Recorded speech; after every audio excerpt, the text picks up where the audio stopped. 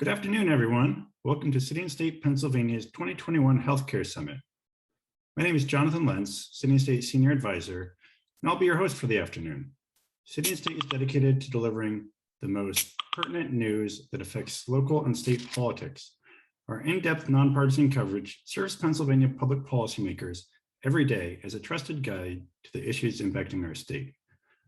Today's Healthcare Summit will offer industry executives, public sector leaders, and academics a half-day virtual conference dedicated to fostering partnerships between government and the private sector to improve the delivery of healthcare services. We'll hear from policymakers, healthcare organizations, and advocacy groups within the healthcare sector during 3 panel discussions.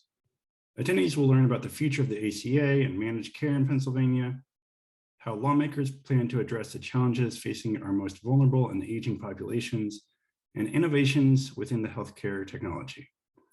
Now, please allow me to take a moment to thank our sponsors of today's event: Moravia Health, Independence Blue Cross, AARP Pennsylvania, and Public Health Management Corporation. For listeners out there who want to participate, please submit any questions to the Q&A section at the bottom of the screen. Anything entered in the chat may go overlooked or unnoticed. Also, please do make sure to send any comments you have in the chat to all panelists and attendees so that everyone can participate. Now, today's keynote speaker. In her previous role as Governor Wolf's Secretary of Policy and Planning, and in her current role as Acting Secretary of the Department of Human Services, she has been on the front lines of the state's response to the COVID-19 pandemic, while also driving development and implementation of a wide range of public policy priorities. Currently nominated to serve as the next Secretary of the Department of Human Services, please join me in welcoming Acting Secretary Meg Snead. Good afternoon, and thank you to City and State for allowing me to join you all today. My name is Meg Snead, and I'm the Acting Secretary for the Pennsylvania Department of Human Services. The human services world and the work we do are very close to my heart, and it's an incredible honor to have the opportunity to lead DHS and make a difference in the lives of the people we serve. Some of you may have worked with me in my previous role as Secretary of Policy and Planning for Governor Wolf, but I'm not new to DHS or this work. I started this administration in DHS's Office of Policy Development, focusing on Medicaid, mental health, and substance use policy. And prior to that, I spent 10 years working on affordable housing, homelessness services, and healthcare policy in Denver, Colorado. Through my career, I've had the opportunity to learn firsthand the various, often interconnected factors and circumstances that can shape a person's health, daily well-being, and entire life. While there's a little more than a year left in this administration, the Wolf administration and DHS remain keenly focused on leveraging all the time we have remaining to promote good health and economic well-being for the people DHS serves, and to continue our work to promote quality in licensed facilities around the Commonwealth. I want to thank you all for your work and resilience throughout this pandemic.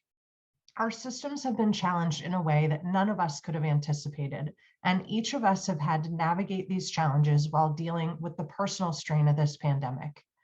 More than 33,400 Pennsylvanians have lost their lives due to COVID-19, and countless others have experienced the grief of these losses and the anxiety of the more than 1.7 million documented cases of COVID-19 in Pennsylvania.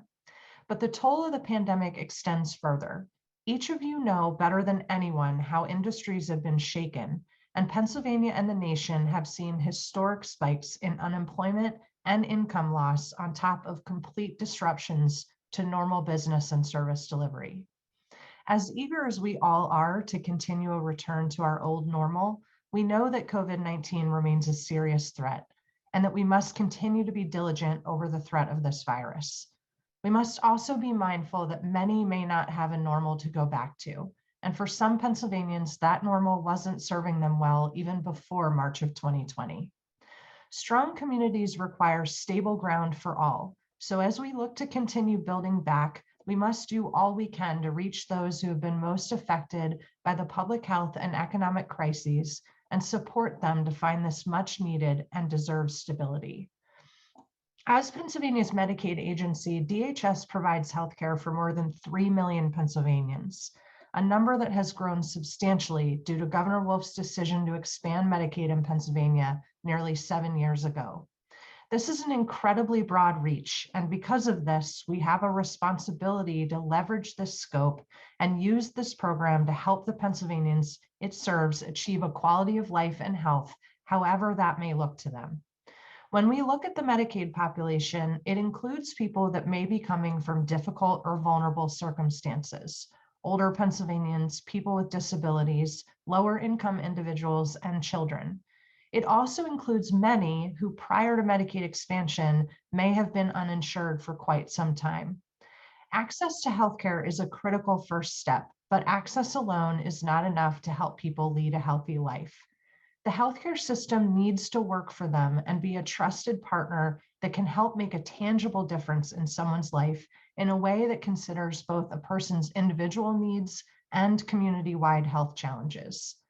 As we think about ways to strengthen our healthcare system for all Pennsylvanians, we must do so with an understanding of and focus on the circumstances that many in the Medicaid population face and the disparities that COVID-19 exacerbated. DHS's work around health innovation is largely focused on this, leveraging partners in healthcare, social services, and community-based organizations to focus on a more unified continuum of care.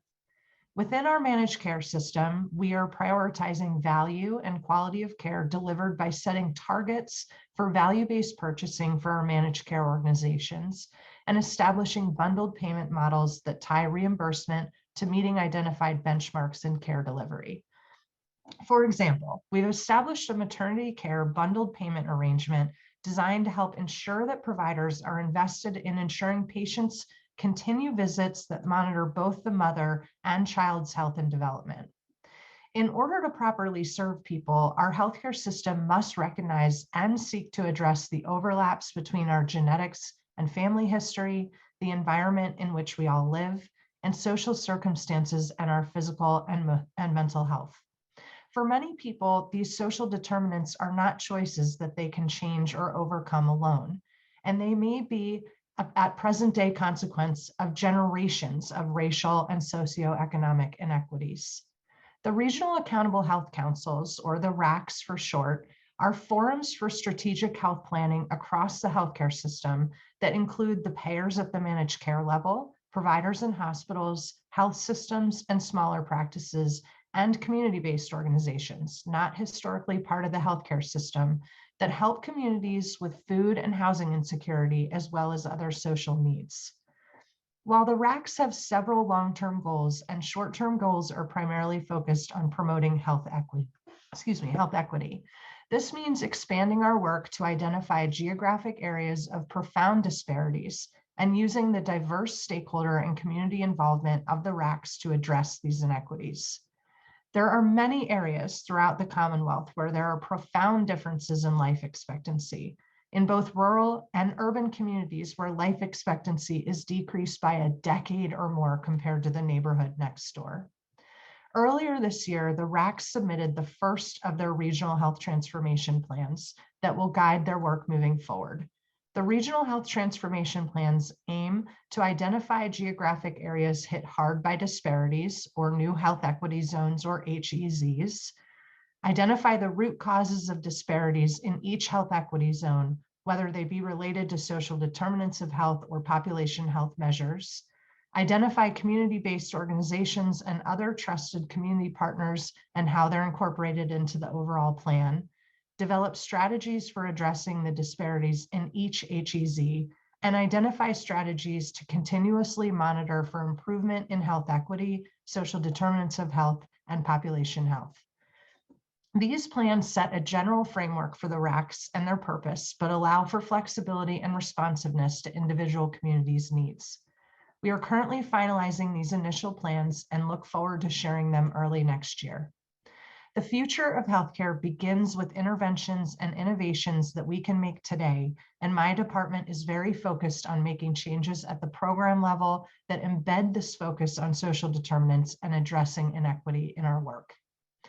As we think about additional opportunities to address health inequities in Medicaid, I'm very excited about a flexibility included in the American Rescue Plan Act that allows states to extend the Medicaid coverage period for birthing people covered because of their pregnancy from 60 days after giving birth to 1 full year. This will be implemented through a new Medicaid state plan option beginning April 1st, 2022, and this will also include those covered under CHIP. I'm proud to say that Pennsylvania intends to implement this coverage extension as soon as it becomes available to us next year. Pennsylvania's Maternal Mortality Review Committee found in an analysis of pregnancy-related deaths that occurred from 2013 to 2018 that nearly 60% of pregnancy-related deaths happened between 42 days and 1 year postpartum, mostly well beyond the 60-day postpartum coverage currently permitted. And along national trends, pregnancy-associated deaths in Pennsylvania were higher among Black women and women whose births were covered by Medicaid. This extension of postpartum Medicaid coverage will help new moms continue to access physical and behavioral health care necessary to keep themselves healthy and their families on a path to good health and well-being. As Pennsylvania and our nation seek to reverse these very troubling rising trends in maternal mortality, this coverage can help us save lives and is a necessary investment in maternal child health across Pennsylvania. We cannot leave moms alone during such a vulnerable and foundational time for their child's and their own futures. Moms, babies, and all parents raising children deserve more, and this is our opportunity to do better. Before I wrap this up, I wanted to take a moment to discuss the current status of the pandemic. We are seeing increased cases, and I know there's a lot of conversation and concern about new variants and their implications. I think, though, that we must focus on what we do know, and that is our individual ability and responsibility to protect ourselves and our communities. Our continued progress in the fight against COVID-19 requires each of us to recognize the impact our individual choices have on this progress. Please continue to do all you can to educate your communities about the safety, efficacy, and necessity of getting vaccinated to protect yourself from COVID-19. And if you're already fully vaccinated but are more than 6 months from your second shot, get boosted. We can continue the progress we've made, but we must protect ourselves, our loved ones, and the most vulnerable people in our communities by getting vaccinated or getting our boosters. The vaccines work and they save lives, but only if we're protecting ourselves as well. Thank you all for allowing me to join you today, and thank you for your work to advocate for and advance the health of the Pennsylvanians we all serve. I look forward to working with all of you to achieve this. Great, thank you, Acting Secretary Meg Snead. Very timely comments. Appreciate the update on the continuing threat of COVID-19, what the administration is doing on that front, as well as those Pennsylvanians who are still falling through the cracks, all issues that we'll hear in further discussions this afternoon. We'll now pivot to our next segment. Again, thank you very much, Secretary Snead. Our next featured guest spent 28 years as a therapist, rehabilitations services manager, and licensed nursing home administrator, learning firsthand the importance of access to quality health care, and is a strong advocate for increased access, affordability, quality of care, and patient choice. Representing Pennsylvania's 15th district in the U.S. House of Representatives. Actually, we may have a slight delay here, but the Congressman Glenn G.T. Robinson will be joining us shortly. At this time, though, I'll turn it over to City and State's Justin Schweitzer, who will be introducing Congressman Thompson. Justin, over to you.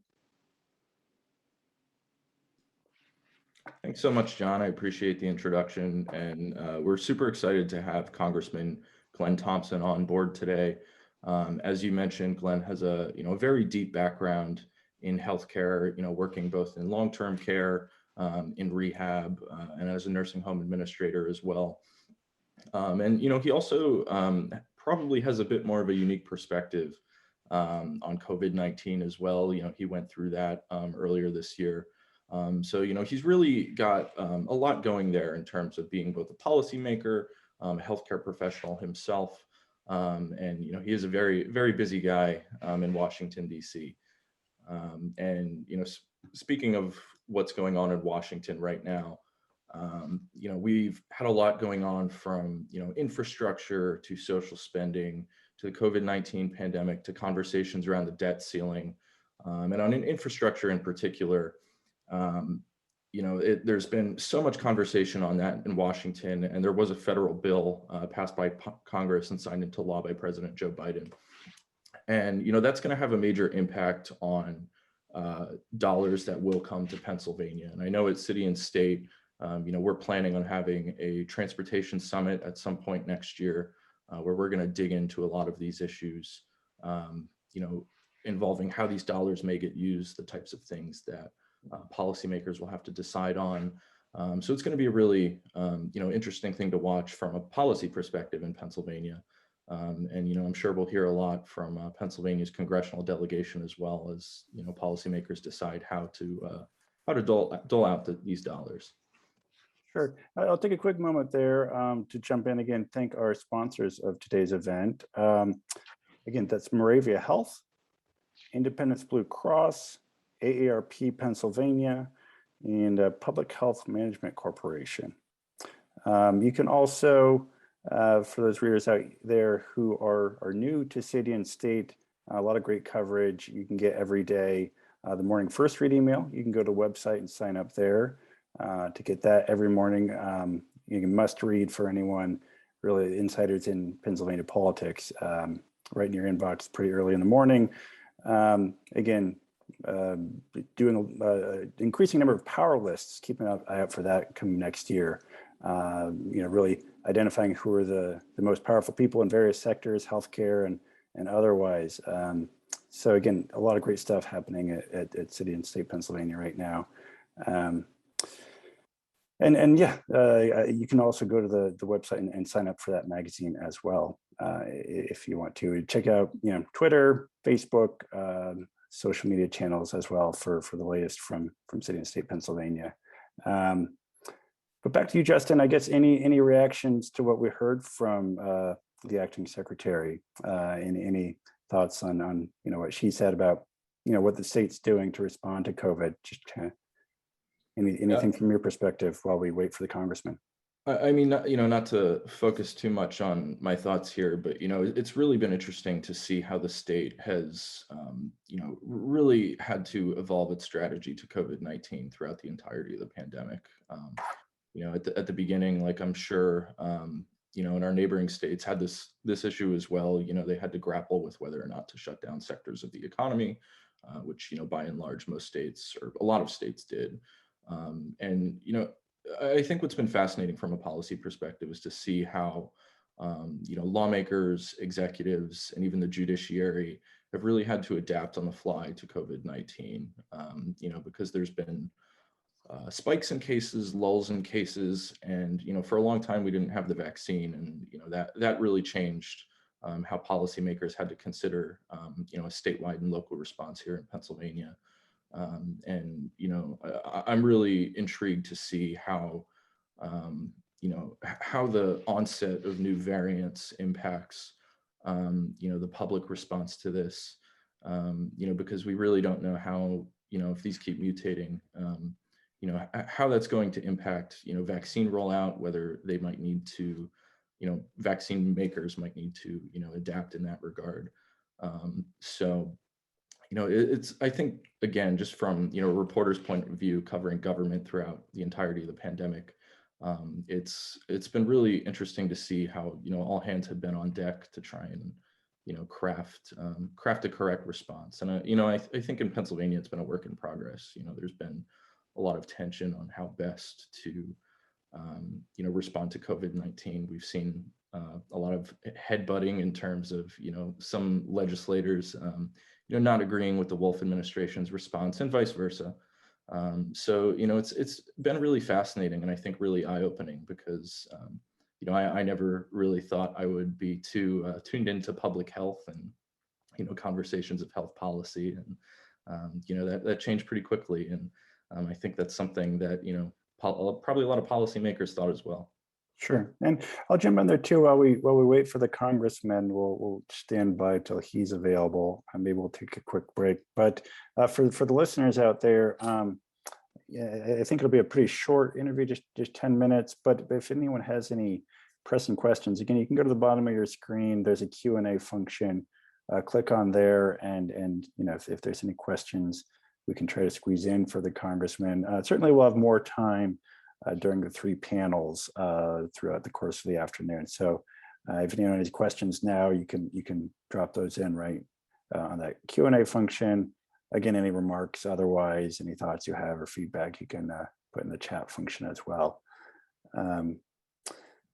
And I guess we'll continue to stand by and wait for the Congressman. Again, I understand they're voting at this point, and he's unavailable at the moment, but hopefully we'll have him on momentarily.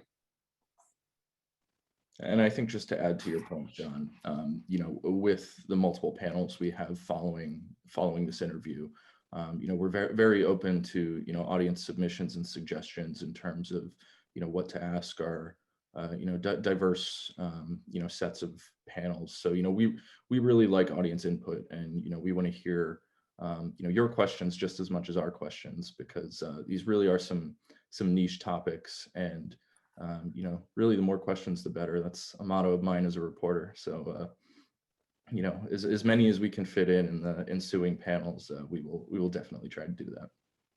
Sure.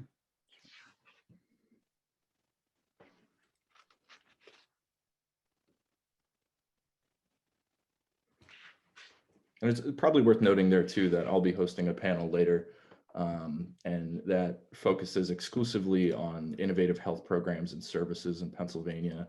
I'm going to be speaking with Christopher Chamberlain, Vice President of Emergency Management at the Hospital and Health System Association of Pennsylvania, Jackie Cornell, Senior Director of Regulatory and Government Affairs at Unite Us, and Stephanie Schell, Executive Director of the Pennsylvania Public Health Association.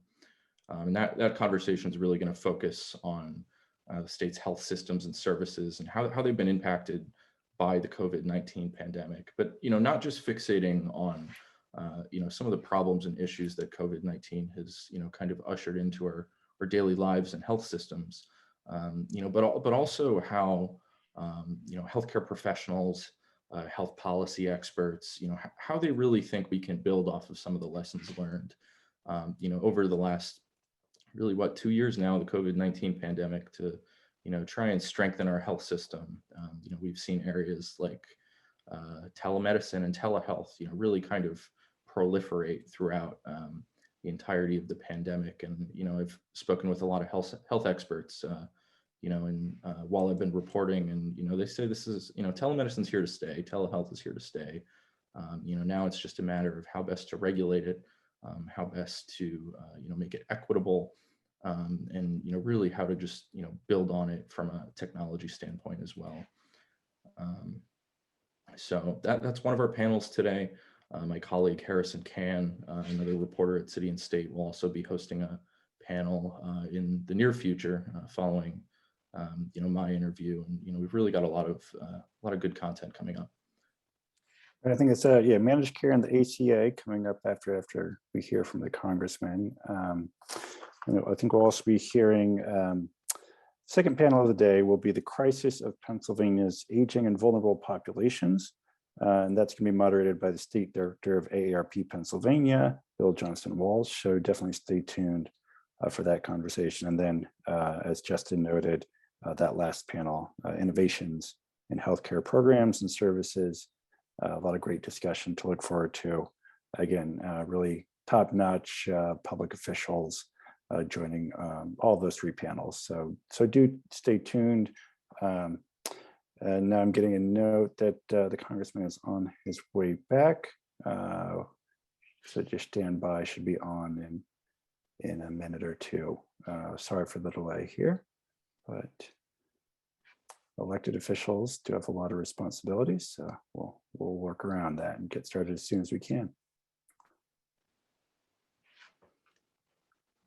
And I think just to offer a quick preview of what my conversation with GT is probably going to look like.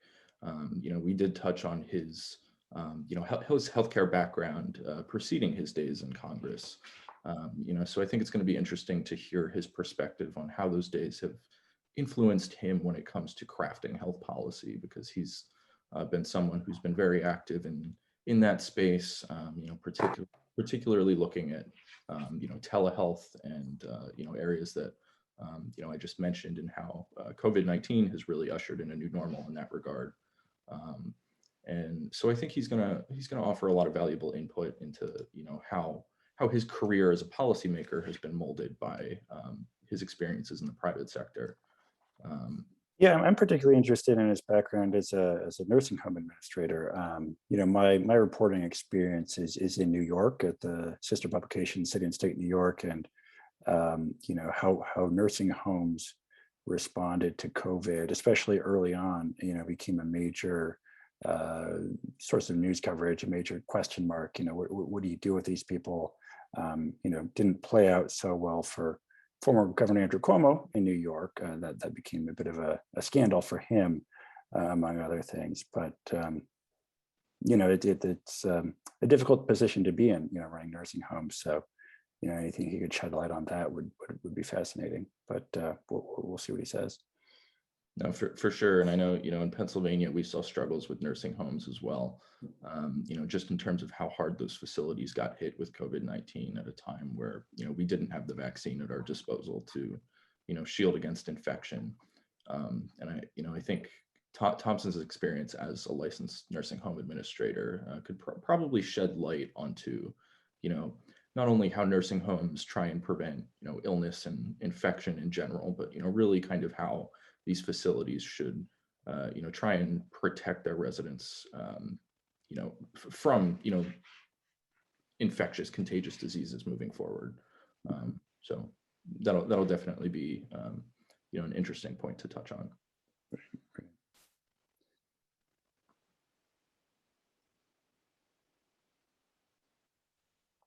And I'll just highlight a few of the other guests we have coming up. Jessica Altman, the insurance commissioner for the Pennsylvania Insurance Department. We'll have Zach Sherman, executive director of Penny. Sally Kozak, the state Medicaid director with the Pennsylvania Department of Human Services. Maria Collette, state senator. Nora Dowd Eisenhower, director of the Mayor's Commission on Aging. Christopher Chamberlain, Vice President of Emergency Management at the Hospital and Health System Association of Pennsylvania. Daphne Klausner, Senior Vice President of Government Markets with Independence Blue Cross. Nadja Orr, President and CEO of the Philadelphia Corporation for Aging. Jackie Cornell, Senior Director of Regulatory and Government Affairs, Unite Us. And Stephanie Schell, Executive Director of the Pennsylvania Public Health Association. So again, a really strong lineup. After we do hear from the Congressman, encourage everyone to stay tuned. Some really great discussion to come up this afternoon. For sure, and it's definitely a star-studded panel we have, or set of panels and panelists we have coming up. I know I've spoke with State Senator Maria Collette a few times, and as a policymaker and a former nurse herself and caregiver, she's focused a lot of her efforts in the state legislature on nursing policy, nursing requirements, and really how to improve care at all levels of the healthcare system as well. So it'll be interesting to hear from Senator Collette on again how her experience has helped shape her policy perspectives as well. I see the Congressman there, so I'll hop off and pass it off to you, Justin. Thank you. Perfect. Thanks, John. Congressman, can you hear me? Nope. You might be, there we go. There we go. You just have to be smarter than the technology. And there are some days I struggle with that, Justin. So, but great to be with you. Thanks so much for the invitation to join you. This is, for me, this is exciting. I like to say, back when I had a real job, these were the kind of folks I hung out with, working to try to make a difference in people's lives from a healthcare perspective. No, we're happy to have you. And, you, I think, kind of fed into my very first question here. You have spent time, you spent an extensive amount of time in the healthcare sector prior to being elected to Congress, both, as a therapist, a rehab services manager, a nursing home administrator. So I wanted to kick things off by seeing if you could speak to how those past experiences on that side of the healthcare equation have helped, really shape your views on health policy as a member of Congress? Right. Well, I mean, they really have. I spent 28 years working healthcare, and both as a professional working with individuals who are facing life-changing disease and disability from various perspectives, various settings. But I'll just speak as a volunteer. When I got home in the evening, because when you work in healthcare, there's some pretty long days, right? When I'd get home, I served as an emergency or a volunteer emergency medical technician, and would when the pager would sound, I would be out in the middle of the night, early hours, whatever it might be, responding to folks, whether it was because of trauma or because of illness. And so, healthcare really was a lot of what I did. In my professional service, I actually started out, worked my way through Penn State, serving as on a nursing home staff, working my first year 11 to 7, 11 at night, 7 in the morning. That didn't work out real well for me, so I switched to 3 to 11 after that. And so really hands-on healthcare, but also from a policy perspective. So I have a distinct appreciation for what individuals, the people, and just admiration for folks who are do the hands-on healthcare, from the A's to the ancillary services to our physicians, our doctor, our nurses, all across the board. And then, and part of my responsibilities was working as a rehabilitation services manager, basically one of the managers within rural hospitals. I worked in a number of hospitals that were all under the umbrella of what was Susquehanna Health. It's now, since I've left, it's become a UPMC entity in north central Pennsylvania. And to the point where I actually served, I was appointed on 2 technical expert panels by what was then HICFA, now CMS, to really look at post-acute payment systems and weigh in on those as a part of one of those members of that technical expert panel or team. And so it's all of that has really, really helped me. Obviously, it's grounded me in the importance of whatever we do in healthcare policy should be about the quality of care, should be about access, affordability. And those are all things I've tried to pursue and to work on from a policy perspective, having had that policy experience, but also knowing firsthand, because even when I left my last day of working, before the very next day I was sworn into Congress, I was working with patients. That was as the manager or the rehab services supervisor, I had that opportunity, to be able to maintain a caseload.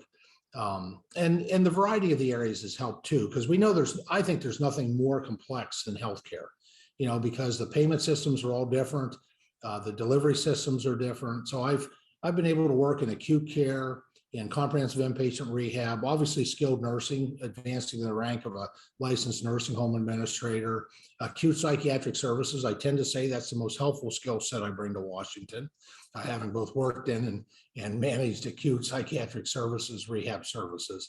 It's there's a whole host of skill sets that is just really helpful that has been beneficial. And I think I'll close with this part. Probably one of the most important lessons is that, that lesson when it comes to healthcare, that first premise of do no harm. Because in the legislative arena, if we're not careful, the proposals we put forward, if they're codified and put into law, they have the potential to do sometimes the unintended consequences can be more harmful than the intended good consequences. Well, let me ask you this, and this might be the $1 million question when it comes to healthcare, but we're facing really an unprecedented time in terms of public health.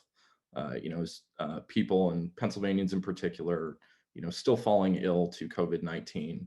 But I think really throughout the last few decades, a point on the minds of policymakers has been how to increase access to healthcare and at lower costs. Right. So with all of these kind of dueling goals in the policy arena, how should policymakers, such as yourself and your colleagues, how should they go about addressing these needs that, Pennsylvanians and the citizenry as a whole have been, really yearning for?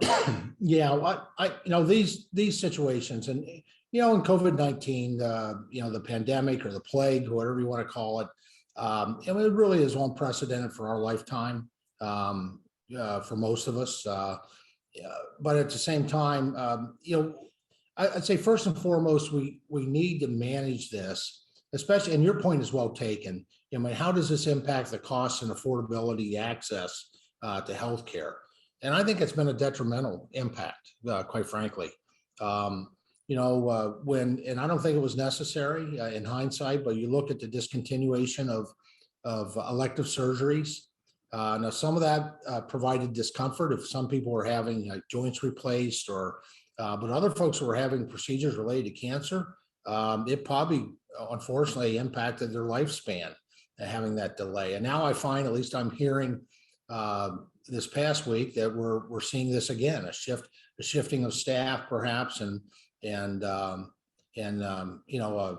shifting away from a canceling of elective surgeries. I don't think that's a good idea.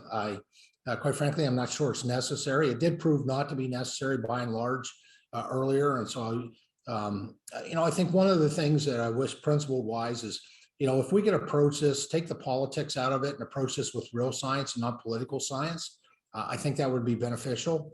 Part of that is, yes, we have numbers now, and there's a new strain of virus that they're talking about.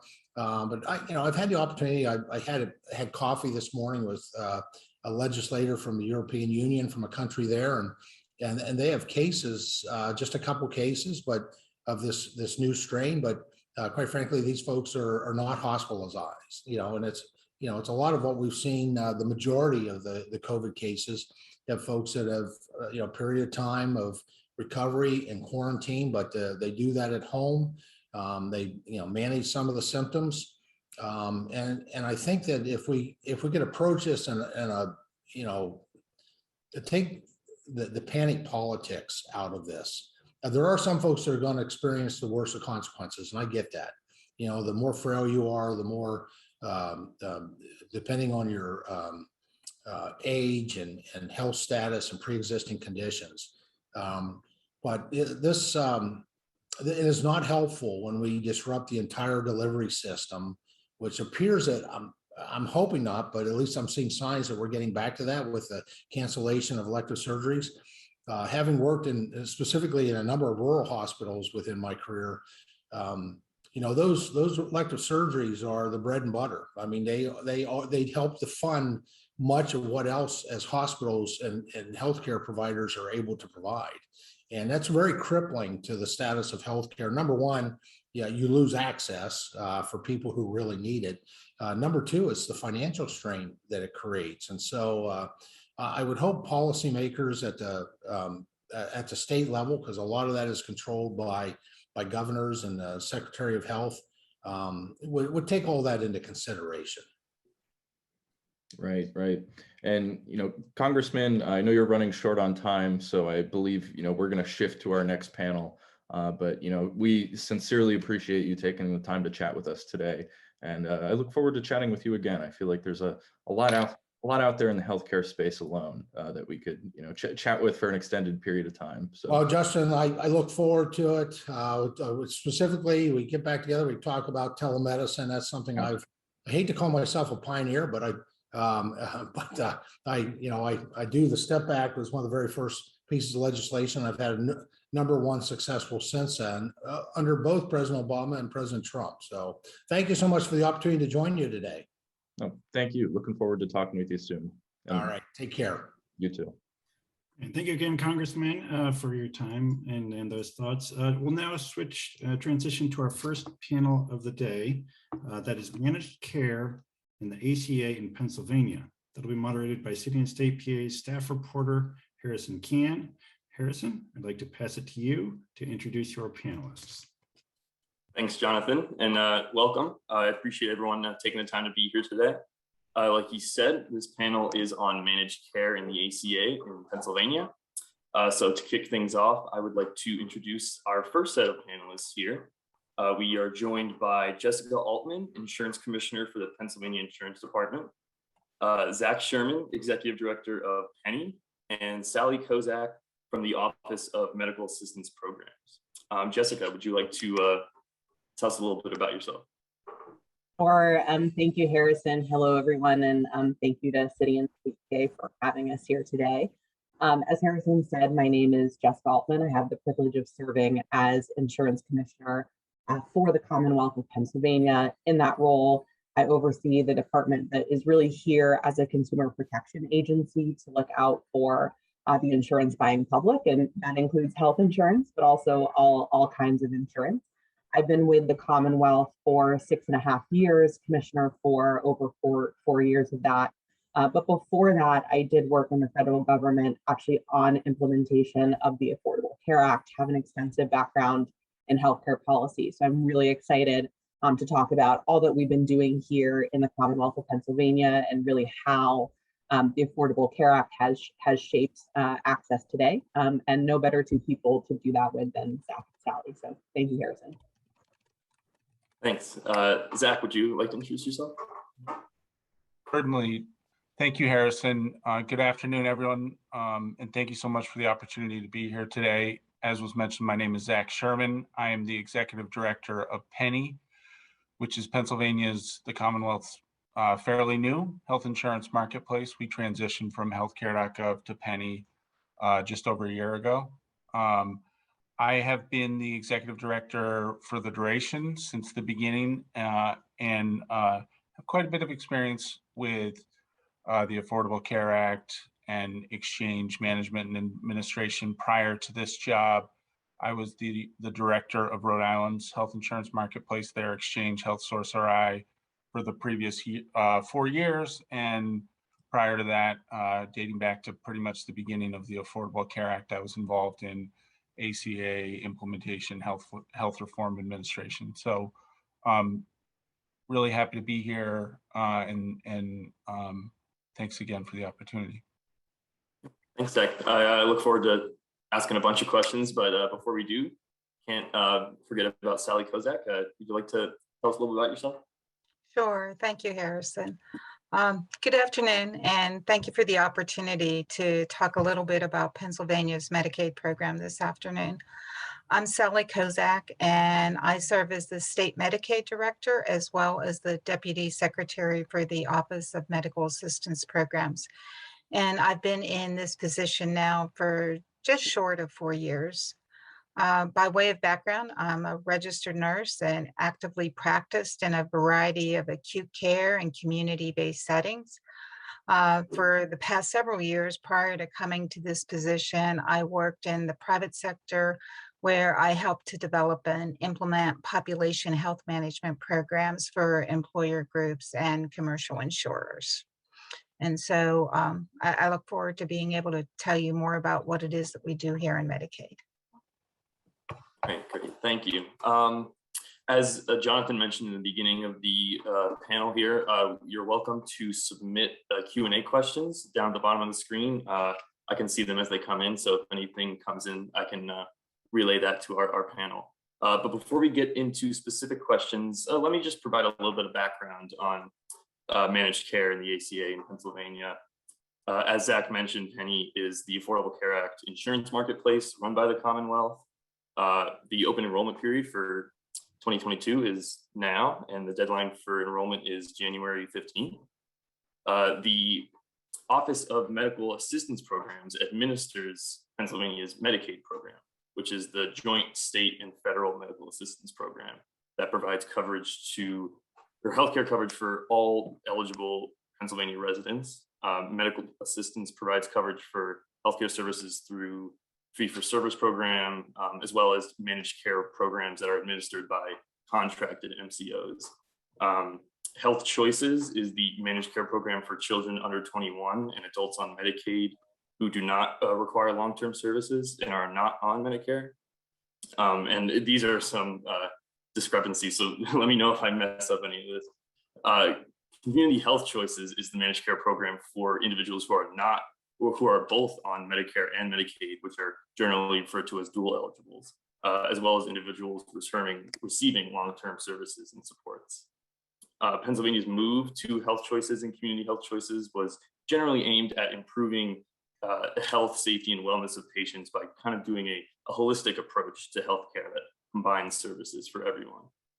Statewide managed care is done regionally in 5 regions, and they're run by MCO providers, including renowned organizations like UPMC, Aetna, AmeriHealth, Gateway Health, and United Healthcare. Lastly, more than 2.2 million Pennsylvanians are enrolled in Health Choices, the Commonwealth's Medicare managed care program. And in terms of premium volume, Pennsylvania is the 5th largest insurance market in the US and the 14th largest in the world, actually. So just to kick things off, there's been a ton of discussion about the pandemic already, but we're not quite out of it yet. So we're going to get right back into those types of questions. One of the things that the pandemic kind of exacerbated was just the different aspects of everybody's lives and how that can affect your general well-being. It's commonly referred to now as the social determinants of health. So this question can go to anyone. What is the state doing now, and what are providers looking to do to try to narrow that focus now on social determinants of health? I'm happy to start. And I know Sally and Zach will have a lot to say about this because, pretty much the whole of Commonwealth government, in 2020 shifted to pandemic response and all of the ways in which we needed to change what we were doing or do new things to account for the pandemic. But I actually want to start, since we're on this panel about health insurance and the ACA, was saying that one thing that the pandemic was sort of a case study and frankly proof of is the way in which the ACA has created this coverage safety net that really does provide affordable options to Pennsylvanians and really everyone in the country if they need it, when they need it, even when they experience significant unexpected changes, whether that's their employment, their income, where they live, their healthcare. Sally can talk about this, but Health Choices has more people enrolled than ever. Penny has more people enrolled, at least since we expanded Medicaid and created Health Choices and reopened its doors to keep enrolling year round, that really let that coverage safety net come into place. And I think that's something that we should reflect on as a lesson and frankly, in many ways, a success story of how the changes in our healthcare system in the last 10 years with the passage of the Affordable Care Act really prepared us. I can't imagine having gone through COVID-19 if we did not have the Affordable Care Act in place and what that would have meant for coverage. But there's also no question that the pandemic proved, a couple of things relevant to your question. One is how closely people's health, but also other elements of their well-being, like work and their home and ability to pay rent, are intertwined. But also how negative changes in any of those elements can impact disproportionately minority and otherwise underserved communities. And that's why it's so important that we think about healthcare in this, we call it whole person care way, where we're thinking about every element of their health, but also all the other pieces of their lives that can impact their health. And there are all sorts of ways that we're doing that on the ground that Sally and Zach can certainly pick up on. Yeah, so let me build a little bit on what Commissioner Altman just said, particularly as it relates to the Affordable Care Act. In 2015, as that was passed, it gave states the opportunity to expand eligibility income limits for their Medicaid population. So we went up to 138% of federal poverty level, and that income varies, depends on size of household. But what it really meant was that today we are covering 998,800 individuals who would otherwise be uninsured. And that was particularly important during the pandemic. We saw increases in individuals requiring inpatient services, outpatient services, and just routine treatment from comorbidities that were being exacerbated by the COVID public health emergency. So we are extremely thankful that we were able to increase the number of people that we're able to cover through the Medicaid program. I also want to mention that we operate the Children's Health Insurance Program, or CHIP. CHIP provides coverage to about 140,000 children in Pennsylvania who otherwise also would not have insurance. And those children are eligible for free, subsidized, or low-cost healthcare coverage. So I want to make sure that we note that. In terms of social determinants of health, we were already in a position prior to the COVID public health emergency of having begun to move down that path. We had started to focus on whole person integrated care and allowing for seamless coordination between our physical health, behavioral health, and long-term services. And the way that we were doing that was through our value-based purchasing requirements that we have in our managed care programs, including our pay-for-performance programs that include incentives for improvements in health equity and racial disparities, as well as the way we made payments to providers and the inclusion of community-based organizations in those value-based purchasing arrangements. And some of those community-based organization requirements that we have in place offer services like food, housing, and additional transportation for individuals. So at a very high level, we were already in a position. The pandemic allowed us to push that along a little bit faster than we might otherwise have gotten to.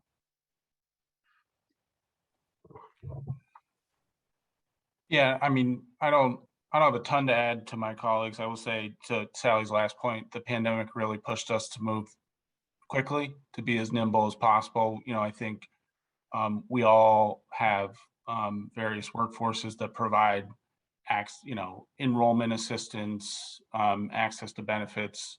I think prior to the pandemic, a lot of that was in brick and mortar type locations. We had to pretty quickly transition our call center support, our enrollment assistance supports to a virtual environment to be accessible. And I think what we learned through that, in particular last year during the COVID-19 period, where we reopened Penny to allow people to enroll throughout the year last year, is that not everyone can, on the, looking to access benefits, looking to navigate the health insurance process, not everyone has access to a computer, not everyone has the ability to do things online or virtually. So that, really put the challenge to us to look and try to address areas in which people have difficulty navigating the process outside of being in person. So I think for us, that's still a work in process.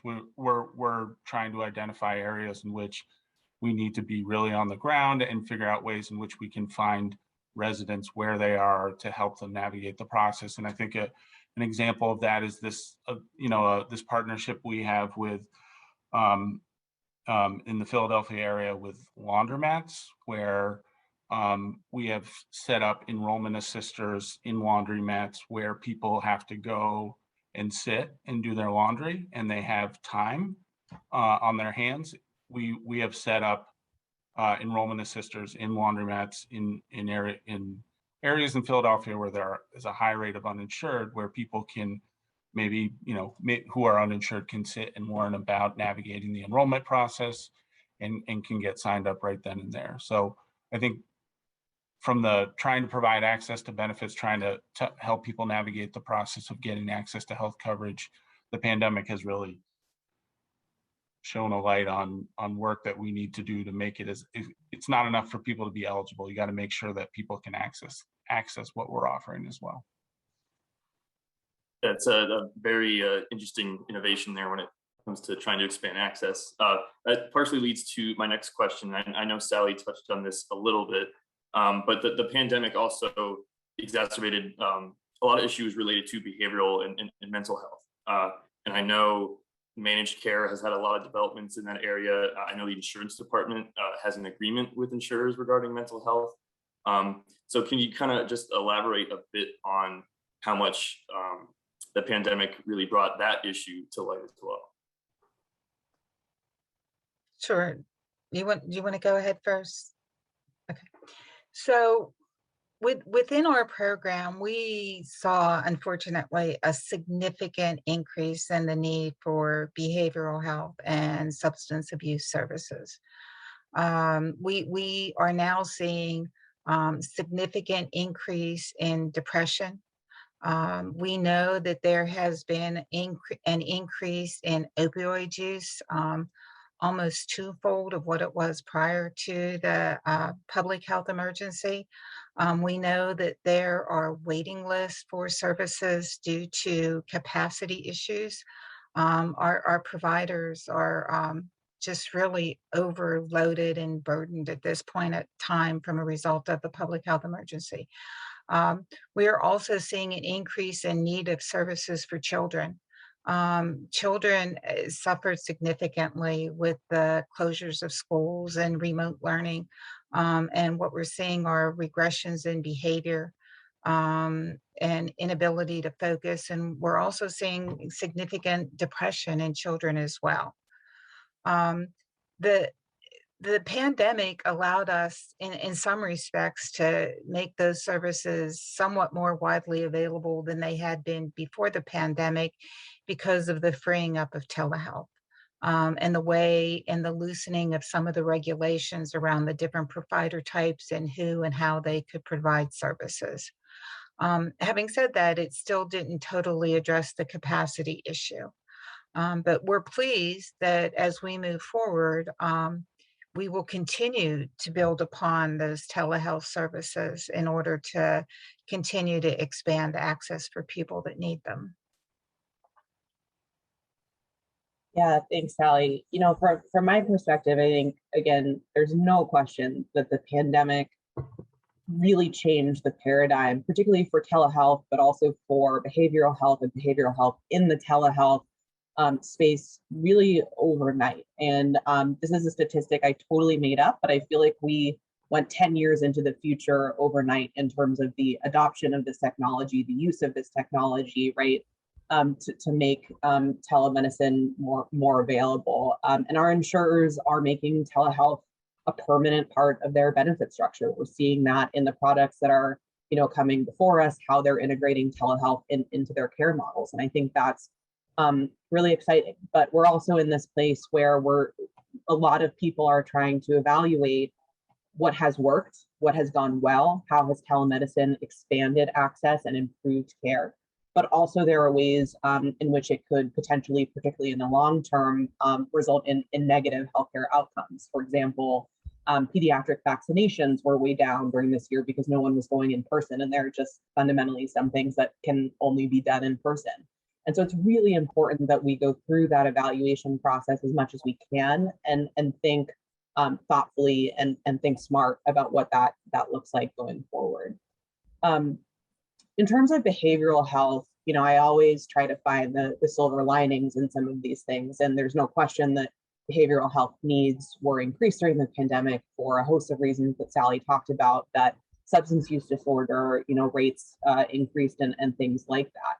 But one thing we do talk about a lot is the stigma around behavioral health needs and the ways in which that negatively impacts access and willingness to seek the care that people need holistically. And I have never seen, you know, more people publicly talking about their mental health, publicly asking for recommendations about behavioral health providers and what type of care that they should seek on social media in their family and friend circles. And I think that, you know, may be actually a positive for behavioral health in terms of making it a more accepted and discussed part of our healthcare, just like anything else as it should be. And that's really, you know, my perspective as a regulator is that perspective in terms of our health insurance plans meeting those needs. And we have laws both nationally and in Pennsylvania called mental health parity laws that basically fundamentally say insurance plans need to cover behavioral health services equivalently to all your other healthcare services.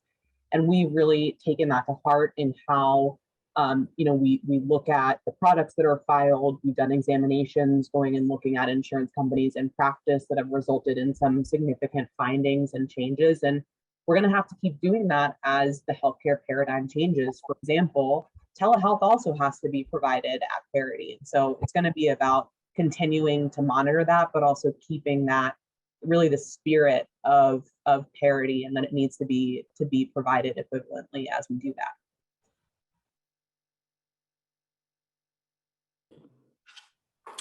Great. I wanted to shift a little. We're going to stick with the managed care just for a second. I know there's a lot of issues related. This is not just in managed care. Even the last panel touched on it with nursing homes as well. But there's been a big issue with staffing shortages and turnover rates, particularly among frontline workers. And I know that this relates to home care as well, care for people with disabilities. So just with an increased difficulty of getting workers and getting to pay them. And now with this federal boost in dollars coming maybe from American Rescue Plan dollars that the state has stashed, do you see what can be done, or excuse me, do you know what can be done to help either boost wages or help recruit and retain workers in those spaces? So I think you're referring to the American Rescue Plan Enhanced Federal Match for Home and Community-Based Services. And so that money is available to state Medicaid programs. It is time-limited dollars. It has to be used by, I believe it's April of 2024, but don't quote me on that. So we have released a plan that is publicly available on our Department of Human Services website that outlines how it is that we plan to use that money. But in general, the money is going to be used to help support wage increases to direct care workers. It's going to be used to support the development of training programs, career ladders. Is going to be used to help support the expansion of some home and community-based services. And it's also going to be used to further ongoing efforts for recruitment and retention of direct care workers. And that includes the long-term services workers, those individuals that serve peoples with developmental disabilities, as well as home health aides and nurses that provide care to, in particular, our pediatric shift population. But I would encourage people to go out to our website and take a look at the plan, because it outlines in detail how those dollars will be spent, and it is updated on a periodic basis. Great. I wanted to switch over briefly to the ACA here. I'd like to get Zach involved a little bit. With the deadline coming January 15th, I'm sure a lot of people have questions regarding enrollment, tax credits, plans, many questions like that. Can you first maybe touch on how tax credits work with the ACA and who is eligible? Absolutely. So as you mentioned, we're in the midst of our open enrollment period. It runs from now until January 15th. I'd like to highlight there's a couple of key deadlines in there. For people that are looking to sign up for coverage that begins on January 1st on New Year's Day, they need to do so by December 15th. So we're a couple weeks out from that deadline. Sign up by December 15th for January 1 coverage. If you sign up from December 16th through January 15th, that's okay. You're just signing up for coverage that begins on February 1st.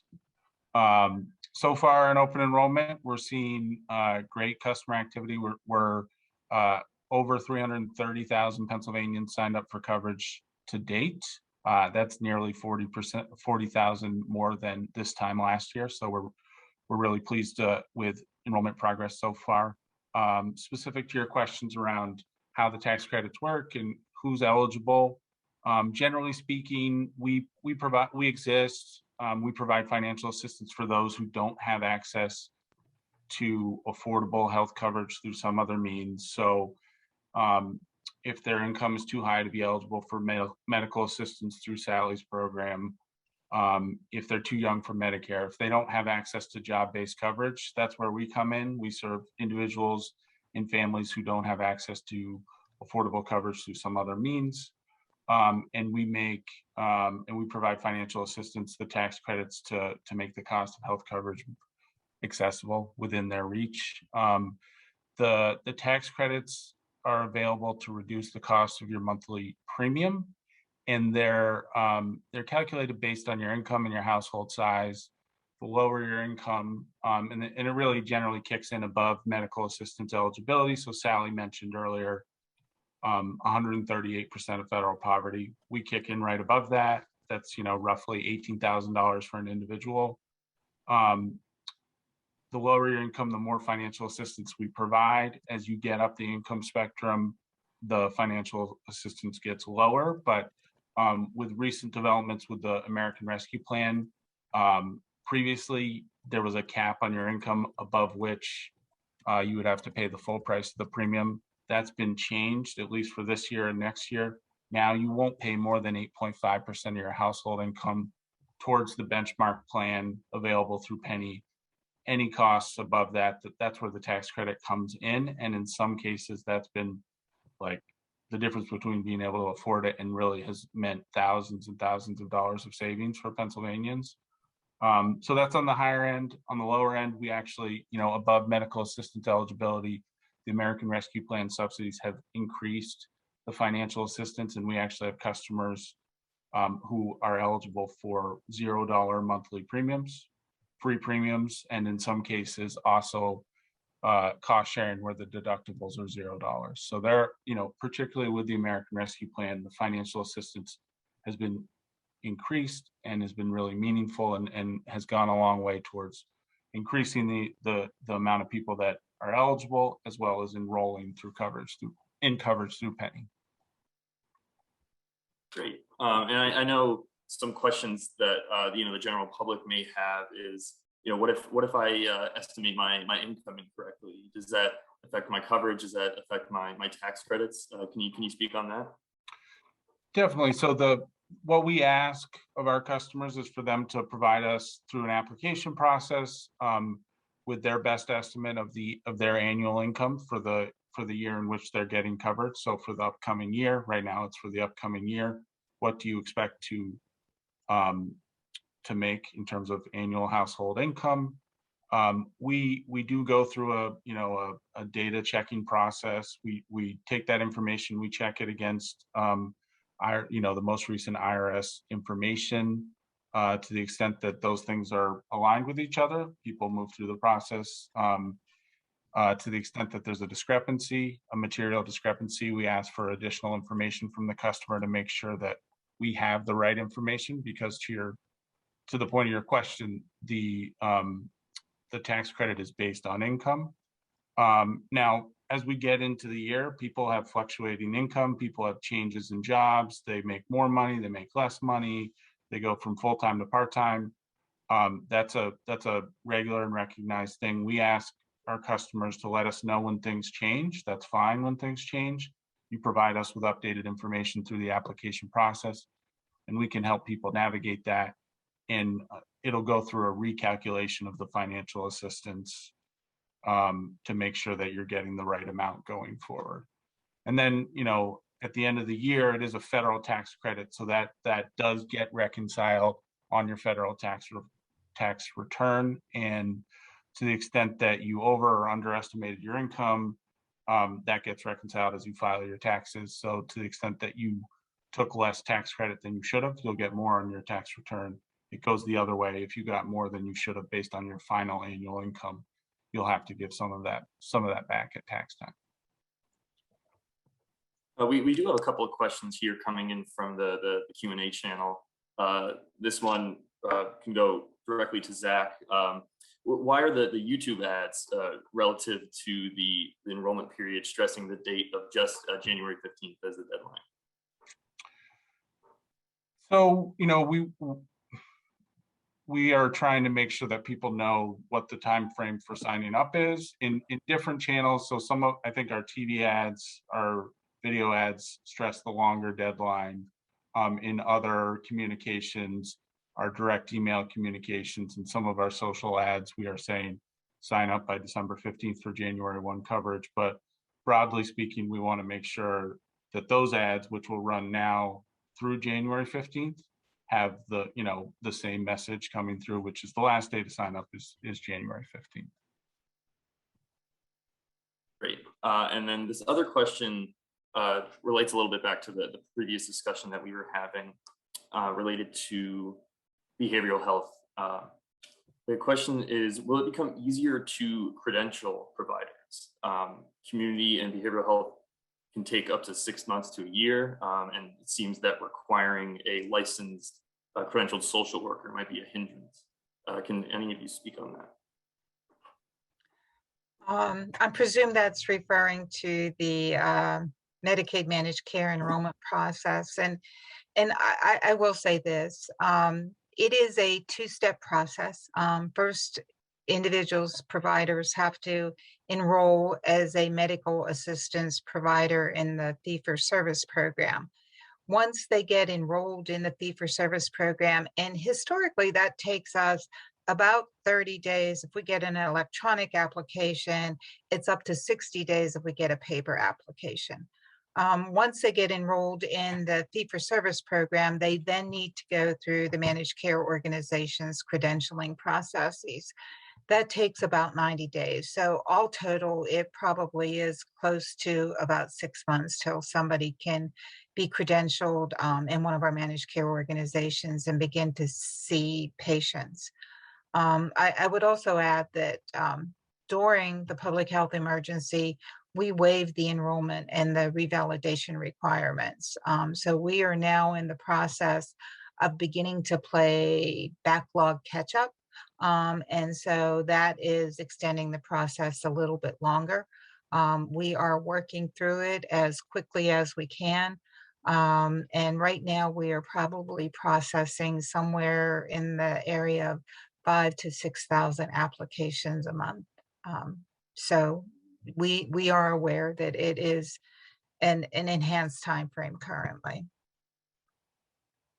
I would encourage the individual that's having an issue to reach out to our fee-for-service provider helpline, and they can tell them where their application is at in our process. If it's one of the managed care organizations, their provider network management should be able to help them as well. Okay, great. We just had one more Q&A question come in here. It asks, is there a public guide that is consumer facing on the process of moving from MA back to Penny as the COVID waiver benefits come to an end?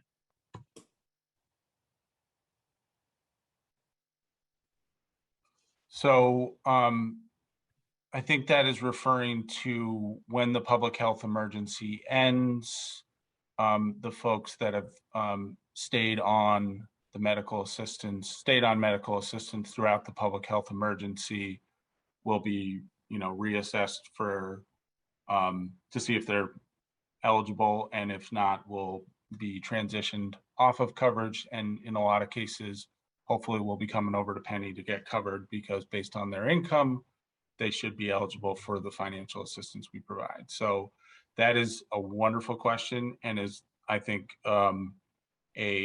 a regular topic of cross-agency coordination between Sally's team and my team and the commissioner's team.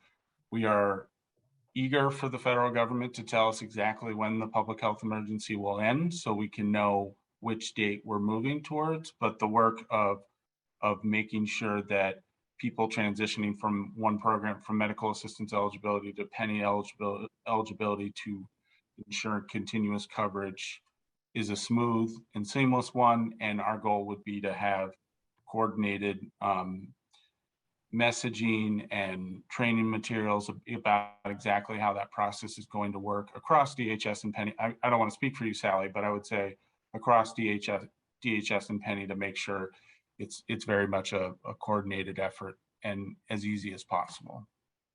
Yeah, we work closely with Zach and his team.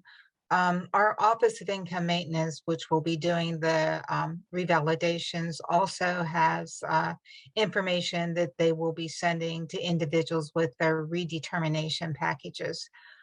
We are also working with our managed care organizations to make sure that we have current addresses for all of the individuals that we serve, as they sometimes have a more current address than we do, especially with the public health emergency where people may have moved or lost their permanent place of residence.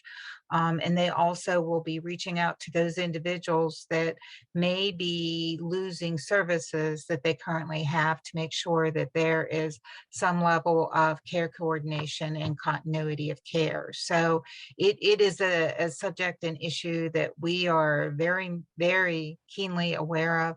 And as Zach said, that we address on a regular basis.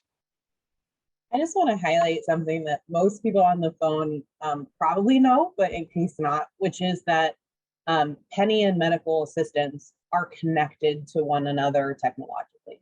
So it is very common, it happens all the time, that Penny will find someone is eligible for medical assistance and transfer all their information over to DHS and vice versa. So absolutely, we're all clearly talking a lot about the messaging, the strategy, all of the ways that we're going to go about doing this, because our goal is really to make sure nobody falls through the cracks in that transition. But we're also going to be, making that as automated and streamlined and simple as possible. And we mean that not just because one agency is talking to one another, but actually because that data flow is going back and forth. And I just think that's really important for everyone to understand. Okay, and there was one other follow-up question to that was, will there be a 60-day notice before being rerouted? I'm sorry, will there be a what? A 60-day notice before being rerouted to a new plan. I know that we have a defined process that gives people not just a first notice, but a second notice and a third notice. And beyond that, then there's also an appeals process. I'm not sure of the absolute timeframes for it, but it is at least 60 days. And I'll just add, once they leave medical assistance and come over to Penny, and thank you, Commissioner, for highlighting the interconnectedness of our systems. When they get to us, our goal is to make it as automated as possible, all the way up to trying to do an automated eligibility determination. At that point, folks will have 60 days to enroll through a special enrollment opportunity through Penny. So they'll have time to understand the process, look around, finish the application process if necessary, pick the right plan to get covered, and they'll have a 60-day window to do that. And I'll just add, our goal again is to communicate this information as straightforward and as directly as possible to everybody impacted. I didn't have this question written down, but it just came to me. If you're someone that's like me, 25 going on to 26, I can be kicked off my parents' health insurance when my birthday comes around. If I didn't have this set up with City and State Pennsylvania, and I was looking for an insurance provider, and I hit 26, what is that process like for the average Pennsylvanian? Where what are the plan options available? So, depends on your, again, access to health coverage situation. But if you're covered through your parents and say you have a job, but you don't have access to job-based coverage, you definitely will, as soon as you lose coverage, that's, that is a triggering event. It's a qualifying life event. When you lose coverage anytime during the year, that's a qualifying life event to come to Penny and get a special enrollment period to enroll. So when you're losing coverage, and if you're eligible for coverage through Penny, you can come to us, apply, and enroll to make sure that you have continuity of coverage. I would say, and I don't want to speak too directly for Sally, but if your income is lower and maybe you're eligible for medical assistance has rolling enrollment, so you can enroll anytime during the year. And if you're eligible for that program, as soon as you lost your coverage, you could get covered through the medical assistance program. Yeah, as Zach said, we always enroll. And so some individuals in those circumstances may qualify for Medicaid coverage under the ACA expansion of Medicaid. We have an easy process to apply. It's called Compass PA. It's an online application form that you fill out, and you can upload whatever the required documents are, and you will get a decision fairly quickly. Folks also have the option of going to their local county assistance office to apply for Medicaid eligibility. I just want to highlight again 2 things. One is the interconnectedness. So again, we call it no wrong door. You end up with Zach, but need to get to Sally. He'll get you to Sally. You start with Sally, she'll get you to Zach, right? So that's a really important thing. But also Zach's point about Penny's enrollment timeline. So we know right now we're in open enrollment. That's the time now through January 15th, December 15th for January 1 coverage that anybody can enroll. But there are special enrollment periods that, for a variety of reasons, you can enroll at any time throughout the year. And perhaps the most important of those is if you lose coverage from somewhere else. So if you turn 26 and get kicked off, if you your income goes up and you can't be on medical assistance anymore, if you are currently enrolled in COBRA because you experienced a change in your workplace health insurance because of the pandemic, right? And you're going to expire your COBRA eligibility. All of those are situations where no matter what month of the year you are in, you can come to Penny or to medical assistance, depending on where your income falls. So we just don't want anybody to feel like they're stuck if they lose coverage, because that is exactly the time when you can always get coverage. Great. Yeah, I don't think there are many 26-year-olds on the call, but that was a more personal curiosity note on my end. I don't see any new questions coming from the Q&A chat, so let's circle back a bit to health choices and community health choices here. I know the state was obviously in a transition period when you were going over to the new system. Generally, there's always going to be issues during a transition period. But what was the state and what were agencies able to learn during that transition period? What were some of the challenges that you faced, and how has the system been able to be improved since then? Can you clarify for me which transition you are referring to? We've had a number of different transitions. Just the transition over to the community health choices kind of program. Okay, so the community health choices program actually started 3 years ago, and we did it geographically. So it was the western part of the state, then the eastern part of the state, and then the middle part of the state. And I believe it was the middle part of the state that had actually the most number of individuals that went into the program. So we learned as we went. We knew that there were some bumps and some hurdles. It was a new program, even though the services have long been being offered, but it was the first time they were being offered through managed care. And we had some new players in our Medicaid managed care market as well. And so during the first phase of it, we held frequent public sessions with consumers and advocacy groups and stakeholders to hear what it was that they were saying about the transition from existing programs to the managed care program. And as we went through the subsequent enrollment periods and bringing them all up live, we used those learning experiences. We have now been live statewide for a year now. And we continue to learn from those experiences. There's a vast amount of data that we collect on utilization, on time frames for which services and care coordination and assessments are completing, as well as complaints and grievances that we're hearing from the consumers themselves. So our initial phase was not without hiccups. Our second phase had less. And our third phase was even better than the first phase. And now that we are experienced with almost 2.5 years under our belt now, the program is running really quite well. Great. I know we just have about 5 minutes left in this panel now, so I'm going to get to the kind of more of the all-encompassing question here. But I want to touch on the point that Sally just made. You know, you're taking in utilization numbers. You're gauging what you're hearing from stakeholders and constituents.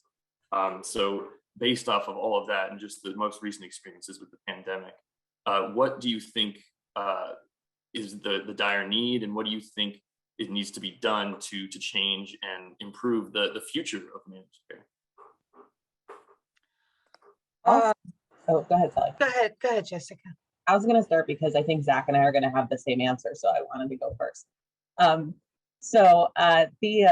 The American Rescue Plan that Congress passed last year, you know, President Biden's landmark response to the pandemic included something we touched on but didn't really get into, which is a really significant expansion in the financial assistance available through Penny. And those changes for certain groups of the population, for lower to middle income people, for the people just in that eligibility over Medicaid, are truly game changers in terms of their ability to access insurance. And we're seeing it every day. Those tax credits currently are in place this past year, but also all of this coming year. So anyone who's enrolling now will have access to that.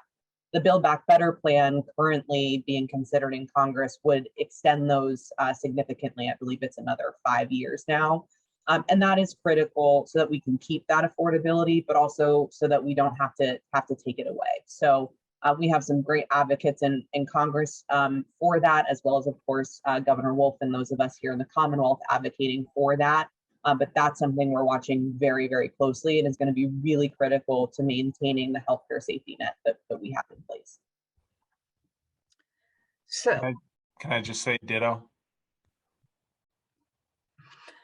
And I just want to add that at least for the Medicaid managed care program, the public health emergency has so pointed out the racial, ethnic, socioeconomic disparities that exist, particularly within the Medicaid population and their ability to access care. And when I say access care, that's different than care being available. And we saw during the pandemic that they weren't able to access it. Even though we saw significant increases in telemedicine, we know that we have issues with broadband capability. We know we have issues with people's availability, even the technology to be able to engage in that type of telemedicine opportunities. So the managed care, at least in Medicaid, as we move forward, really needs to begin to focus on those social determinants of health that we talk about. It's no longer about just providing medical services. It's really about addressing the socioeconomic and racial ethnic disparities that impact the overall health of a community. And that's where we're really beginning to focus. I mentioned earlier some of our value-based purchasing strategies. And we're doing that not only through our Medicaid program, but through our CHIP program. And we have begun to work with communities to see what it is that their needs are. And Pennsylvania is a very vast, different state, and what you see in one geographic area or zip code area is not the same thing that you see in need in the next zip code area. So that's where we believe that we need to move over the next several years. Great. Yeah, you're absolutely right. I mean, there's connectivity and accessibility are two big issues, especially when it comes to telehealth. I would have a lot of questions about telehealth going forward, but I don't want to steal too much thunder from our third panel on an innovative health program. So with that, I would like to just thank you, everybody, for your involvement today, taking the time to be with us. And I'll send it over to Jonathan. Thank you. Thank you. Thank you, everyone. Great. Thank you, Harrison. Thank you to our panelists. We'll now bring up our second panel. The next panel is on the crisis of Pennsylvania's aging and vulnerable populations. This will be moderated by State Director of AARP Pennsylvania. Let's please welcome Bill Johnston-Walsh, who will introduce our panelists once they come on. Over to you, Bill. Great. Thank you, Jonathan. Appreciate it. Good afternoon, everyone, and welcome to our second panel of today's City and State PA Virtual Healthcare Summit. Our topic is really going to be the crisis on Pennsylvania's aging and vulnerable populations. As we begin our time together, we know that the COVID-19 pandemic progressed for nearly 2 years. It has proven to be both a public health crisis and a profound disruptor of social and economic life here in the Commonwealth. It has also highlighted the need for access to adequate and affordable health care and identified failures to protect the safety and well-being of people in long-term care facilities that we saw throughout the pandemic. Perhaps less visible, but no less worrisome, is the broader effects that healthcare denied for conditions unrelated to COVID-19, an increase in poverty and unemployment, the dramatic impact on well-being and mental health, and the trauma of stigma and discrimination throughout the process. The full impact on the crisis on both the economy and the health of the population is still not yet known. But most experts agree that the crisis will reshape society in significant ways. The direct health impact of the coronavirus has been greatest on people with underlying health conditions, people of color, and older adults, particularly those living residential care settings here again in the Commonwealth and throughout the country. Today, I'm happy that we're going to be discussing how the pandemic has impacted the older population here in the Commonwealth, but also what are some of the major concerns as we face a growing aging population in the very near future that's going to be impactful both for individuals and their health, their economics, as well as the budget here in the state and how it's going to impact the Commonwealth. I am honored to be here with this distinguished panel. Today, joining us is State Senator Maria Collette, who is the co-chair of the Senate Aging and Youth Committee, Nora Dowd Eisenhower, the executive director of the Philadelphia's Mayor's Commission on Aging, Daphne Klesner, senior vice president of senior markets with Independence Blue Cross, and Nija Orr, president and CEO of the Philadelphia Corporation for Aging, PCA. At this time, I would like to ask each of the panelists to take about 2 minutes to introduce themselves, any other tidbits they want to share with the listeners, and then give any opening remarks talking about your organization or the issues that are really impacting, that you think are really impacting you with regards to an older society here in Pennsylvania. So what I'd like to do is start with Senator Collette and then go to Nora, Daphne, and then Nija. Senator Collette. Thank you. Thank you so much, Bill. And thank you, of course, to my fellow panelists and everyone that's joining us virtually today. I'm State Senator Maria Collette, and I am really privileged to represent parts of Bucks and Montgomery counties in the southeastern part of our state. I started my career as an attorney representing the interests of children victimized by abuse and neglect before going back to school for my nursing degree at Drexel University. And as a nurse, I've worked in trauma care, long-term care, pediatric home health settings, and more recently, I've had the chance to put my nursing skills to use at vaccine clinics across my district. In the Senate, I currently serve as the Democratic Caucus Secretary and the chair of the Senate Aging and Youth Committee. And I'm eager to be here today to discuss the important and urgent issues that are impacting Pennsylvania's seniors and other vulnerable populations, as well as those that care for them. For me and for the Senate Democrats in my caucus, ensuring access to quality, affordable healthcare is and always has been a top priority.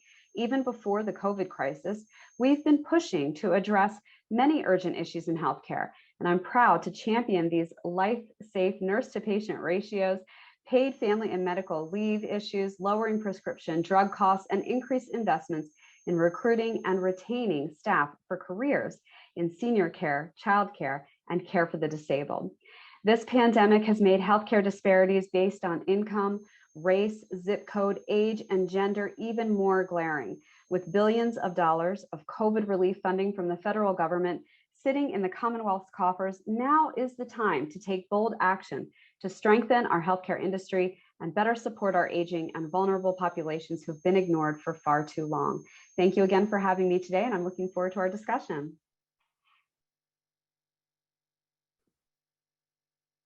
Nora, you're next. You're still on mute, Nora. Nora, you're still on mute. So sorry about that. Now that's about 12 seconds that I just lost because I'm timing myself here. Well, I just said, thank you, Senator Collette. That was a great introduction. Bill, it's nice to see you here today. You knew someone had to leave the mute button on, so I might as well get that out of the way early. Okay, so what I really want to say today is I'm so glad to be here with this group to talk about these issues. I'm the executive director for the Mayor's Commission on Aging. We're a commission. We're focused on advocacy around our population. We work very closely with my co-panelist here, Naja Orr, who's the CEO of PCA, the Area Agency on Aging for Philadelphia. Naja, I'm not going to steal any more of your thunder. And we are really focused, working with AARP, working with other leaders in the field of aging, in the field of housing, transportation, access to green space, to improve the livability of our community that is Philadelphia. We did a lot of work pre-pandemic, and the issues that came to the fore, housing, transportation, and access to green space, as I just mentioned, really ended up focusing on housing.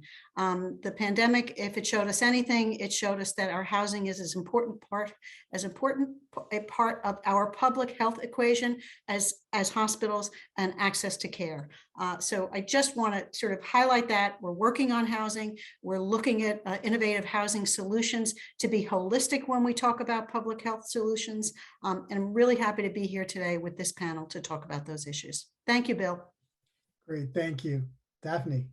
Yep. Hi, I'm Daphne Klausner. I'm the Senior Vice President of Senior Markets. So we focus on the Medicare population at Independence Blue Cross.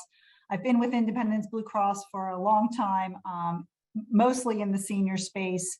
It is also my privilege to be here today and talk with these other panelists about the aging population that we have in front of us and the issues that they are facing, which are significant. I think at Independence Blue Cross, we have always had a commitment to the community, but as other panelists have noted, and certainly in the previous panel that I joined sort of towards the end, there is an acknowledgement that the pandemic really raised awareness about the vulnerable population and who truly was vulnerable. And I think for us, we saw that our seniors were indeed the most vulnerable. It started at early days in the pandemic with their inability to get food. Many people were limited by the grocery stores. They couldn't get online to have food delivered, whether they didn't have access to the technology or weren't able to figure it out. I know that I took that over from my father, who was 97. And just because I would get up early and just keep hitting refresh in order to get a delivery spot for him. So I think it was an issue that we saw across the region, certainly across the country and across the world. And, you know, at Independence Blue Cross, we attempted to mitigate as much of those issues as we could. We delivered groceries, 22,000 bags of groceries. We did a number of other programs, but I think, again, the thing that we realized was that in a pandemic, we were really pushed to look at the social issues that are affecting people. Certainly, I hear from Nora about the housing. That's not something that we've actually even begun to address. We've actually gone a little more limited. Food, but also isolation, right? We had many seniors who were just living alone, weren't able to get out and interact with their friends and family. And we are very worried about the long-term implications that isolation has on people's health outcomes. So many things to talk about. I'm looking forward to presenting today and talking with these other panelists on these topics. They're really important, and we look forward to being able to see what we can do together. Thank you. Great, thank you, Daphne. Naja. Good afternoon, everyone. Once again, my name is Naja Orr, and I'm the President and CEO of the Philadelphia Corporation for Aging, as we call ourselves, PCA. We are the Area Agency on Aging for Philadelphia County, and we're responsible for a number of services and supports to older adults. Like our sister agencies across the Commonwealth, we follow three general paths, I'll say. First path is connecting older adults to the community. It's where we have programs like our senior centers, health and wellness programs, volunteer opportunities, opportunities for civic engagement, and senior employment programs. Then I'll start down that middle path. That middle path is ensuring older adults who need additional supports to stay safe in the community are connected to those resources. And that's where our care managers go into the homes and complete comprehensive assessments to address the holistic needs of the older adults that we support, and then connect them to resources like home care and home delivered meals, as we just talked about a minute ago, adult day services, medical equipment and supplies, home modifications, just to name a few.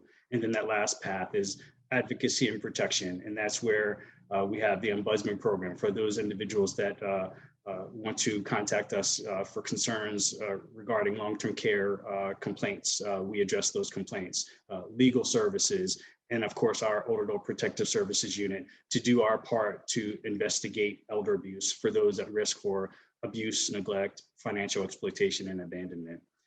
Our funding is primarily federal and state. Our federal dollars come from the Older Americans Act. Our state dollars fortunately come from the Pennsylvania Lottery. And we are one of 52 area agencies on aging in the state of Pennsylvania. There's more than 600 across the nation. So I'd like to thank City and State for allowing us to join you today. Of course, our moderator, Bill Johnson-Walsh from AARP, and my fellow panelists for an opportunity to discuss something that's near and dear to all of us, and making sure that we continue supporting older adults and vulnerable populations, even now more so than ever, as we've seen what's happened over the last 20 months. So thank you. Great, thank you very much, Nigel, and thank you to everyone for those great introductions and your thoughts there. Before I get to the first question, though, I just want to let everyone know that the way I'm looking at this is really for us to have a dialogue today. You know, I will be asking the question, and you know, the first one is for everyone, and we'll start again. This time we'll start with Nigel and work our way back. But you know, just feel free to jump in if someone's saying something and you feel like you want to add to it, please do so. I think it's really important, from having all your expertise and your thoughts on all of these issues as they impact our older population here in Pennsylvania. So my first question is really just to get us started. And you know, during this pandemic, it's drastically changed our societies, our communities, and in many cases, us as individuals. I want to start off by asking first of all, how you're doing and making it through this pandemic, and what have you learned about yourself during this pandemic? And I'll start with Nigel, and we'll go back. Thank you for that question, Bill. I'll start with my agency. I really have to say a tremendous thanks to the staff at PCA because we've been able, because of their support and tremendous support to older adults in the community, been able to pivot and make the necessary adjustments to make sure that we're really addressing the needs of older adults in the community. In the beginning of the pandemic, we were primarily remote, so our staff were handling most of their visits remotely with older adults that were supporting the community. But we've been back in the field for the last 6 months or so. So I have to just say kudos to the staff because of how nimble they've been and been able to pivot. And because of that, we haven't really missed a beat when it comes to supporting older adults in the community. We do plan to maintain a lot of the efficiencies that we've gained due to being remote and hybrid, but you know, we also want to make sure that we're not missing out on the important in-person contact that we had as an organization, and those water cooler conversations are so important. On a personal level, I'll say, while I've been burning the candle at both ends a lot these days, I think I learned to slow down and be present, whether it's work or spending time at home with my family here, just to slow down and be present in the moment, because each moment that I've had an opportunity to spend extra time with my kids and my wife while I've had a chance to be remote, it's allowed me to enjoy that time even more so. So thank you for the question, Bill. So I think if we're going in reverse order, I'm next. And I'll start on the personal note. I'm grateful to be healthy and my family is healthy during the pandemic. I was unfortunately jumped into the role of caregiver for somebody in my family.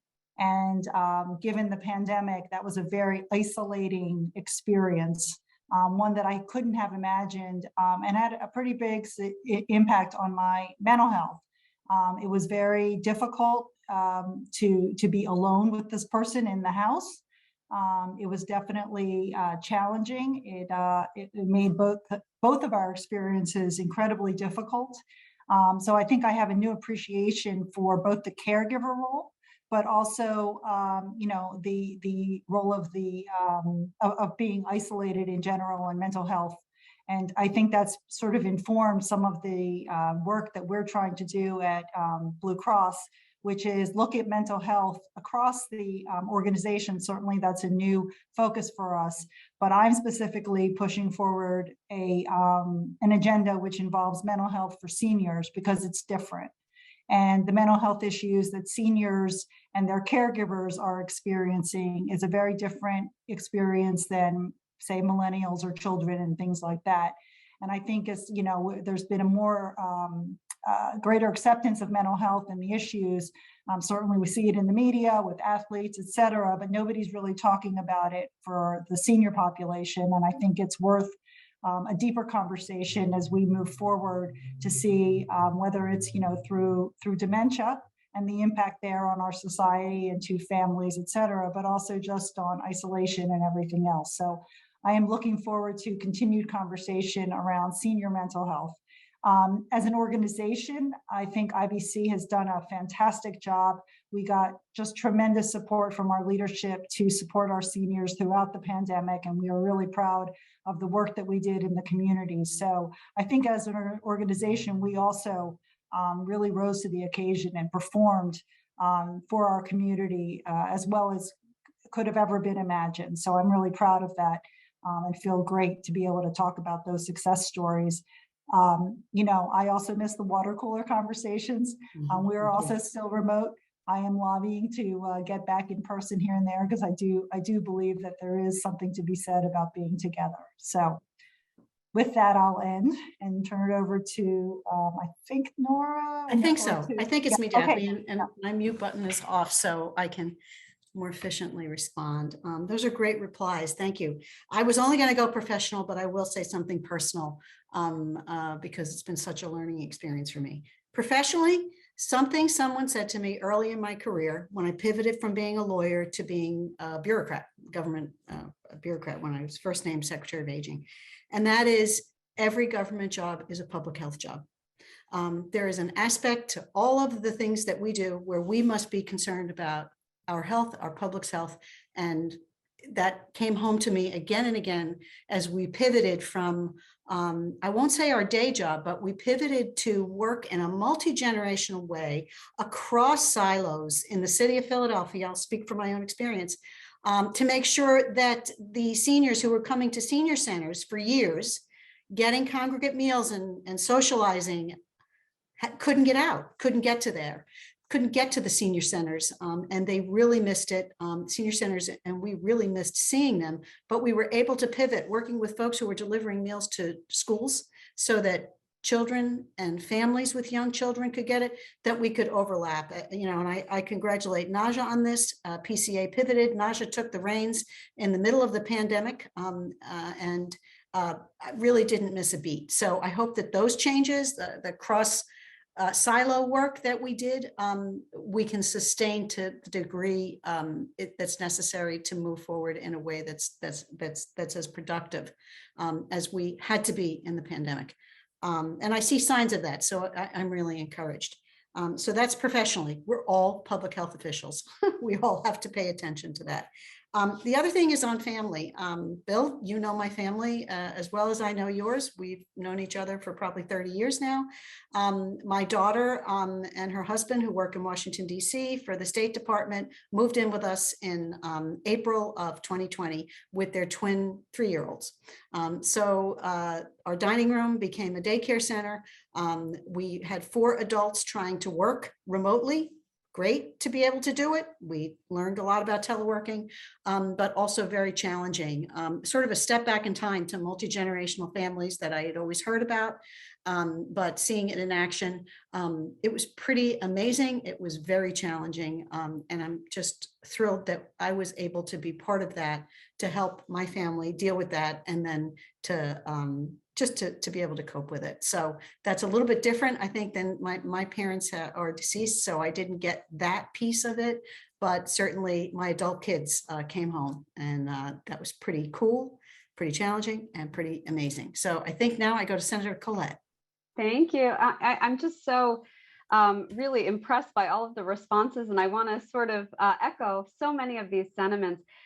When the pandemic first started, in our household, I have a 9-year-old son who was 8 at the time. My 85-year-old father was living with us, myself and my husband, who unfortunately suffers from chronic leukemia and so is immunocompromised. So there was a tremendous amount of fear in my home over how my father would be able to handle it if he got COVID. What would happen with my husband if he got COVID?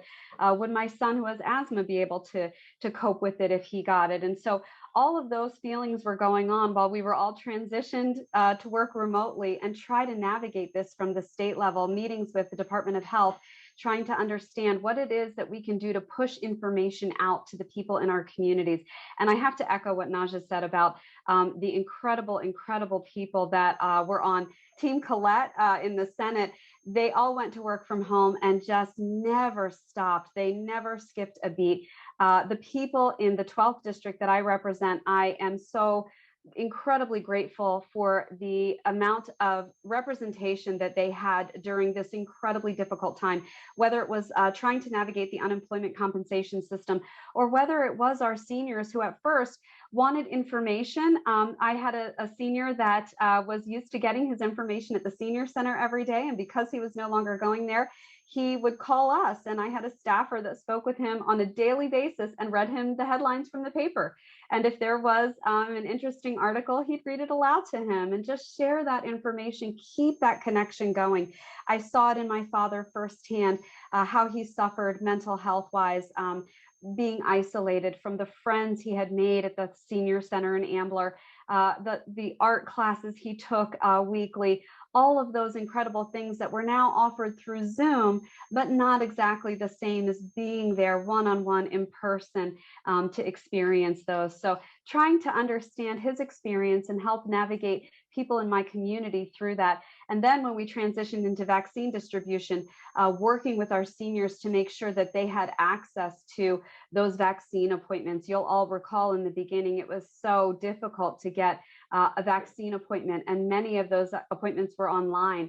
And we had so many seniors who didn't have the access or the ability to hit their refresh button. I think it was Daphne who said that she was helping her father with online grocery delivery, hitting that refresh button over and over. And so we dedicated a staff member directly to answering those constituent concerns and helping them get vaccine appointments. And in fact, he drove 2 constituents to their vaccine appointments and home because they had the appointment but no transportation. I said I went to vaccine clinics to deliver shots. I went to people's homes to deliver shots, whatever it took to make sure that the seniors in our community were able to get the vaccine when it was available to them. So I have to say I've had a lot of personal growth over the last, I guess, almost 2 years now. I'm sorry to say I lost my father during the pandemic, not to COVID, but it was still an unfortunate, of course, loss, and my family is still dealing with that. But I'm grateful that we have remained healthy throughout this incredibly difficult pandemic. I'm grateful that my staff members are back in the office so that they can work with people one-on-one. And I'm grateful that I have the opportunity to go back onto the floor of the Senate and really fight and advocate for the things that I know will make a difference in our communities health-wise. So thank you so much. And that's been my personal growth over the last 2 years through this pandemic. Thank you all for sharing. And Senator Collette, I'm so sorry to hear about your loss. Thank you. But I just wanted to add, that at AARP, you've all talked about, getting the word out about vaccines, and then also about the social isolation piece.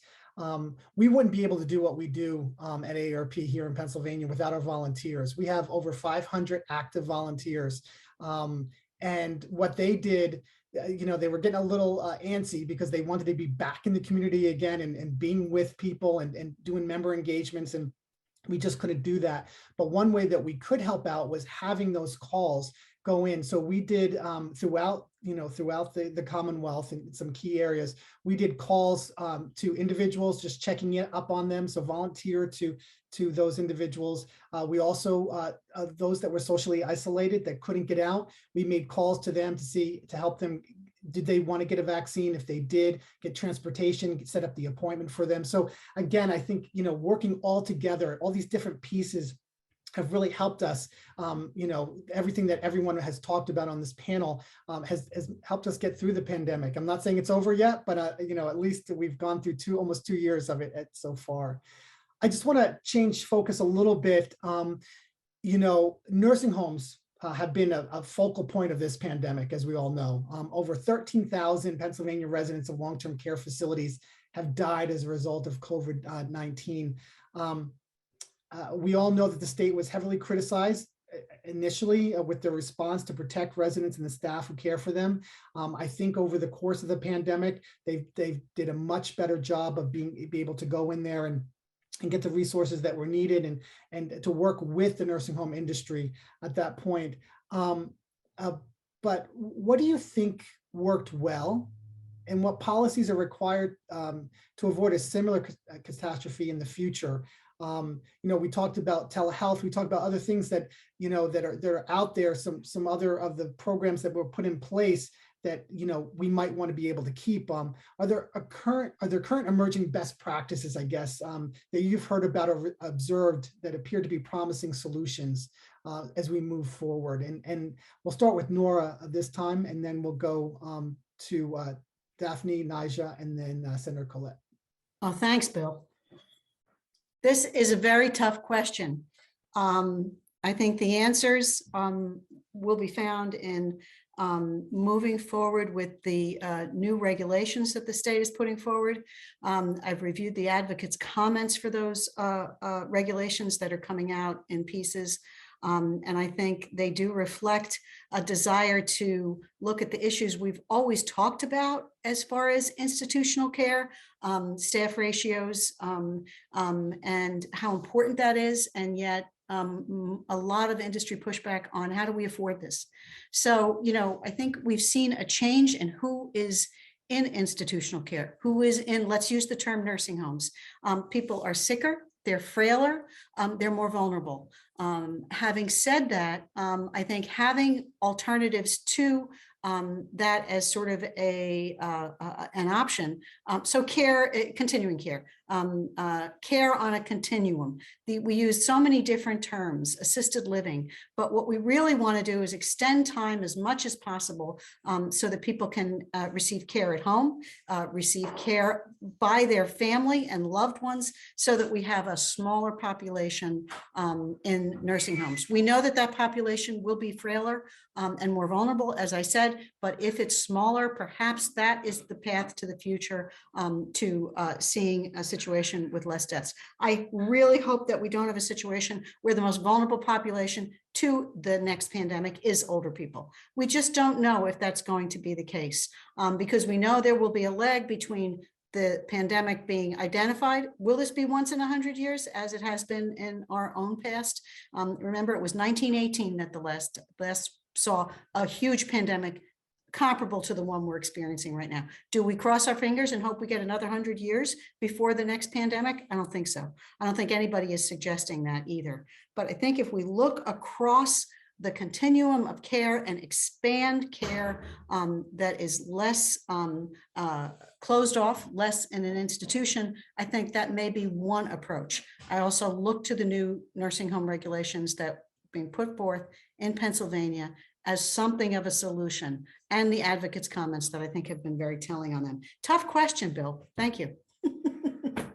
So I don't know who you said would be next to answer. I think it's me. Oh, Daphne. And it is a tough question. I think from the payer side, one of the things that we believe and that we hear is nobody wants to go to a nursing home.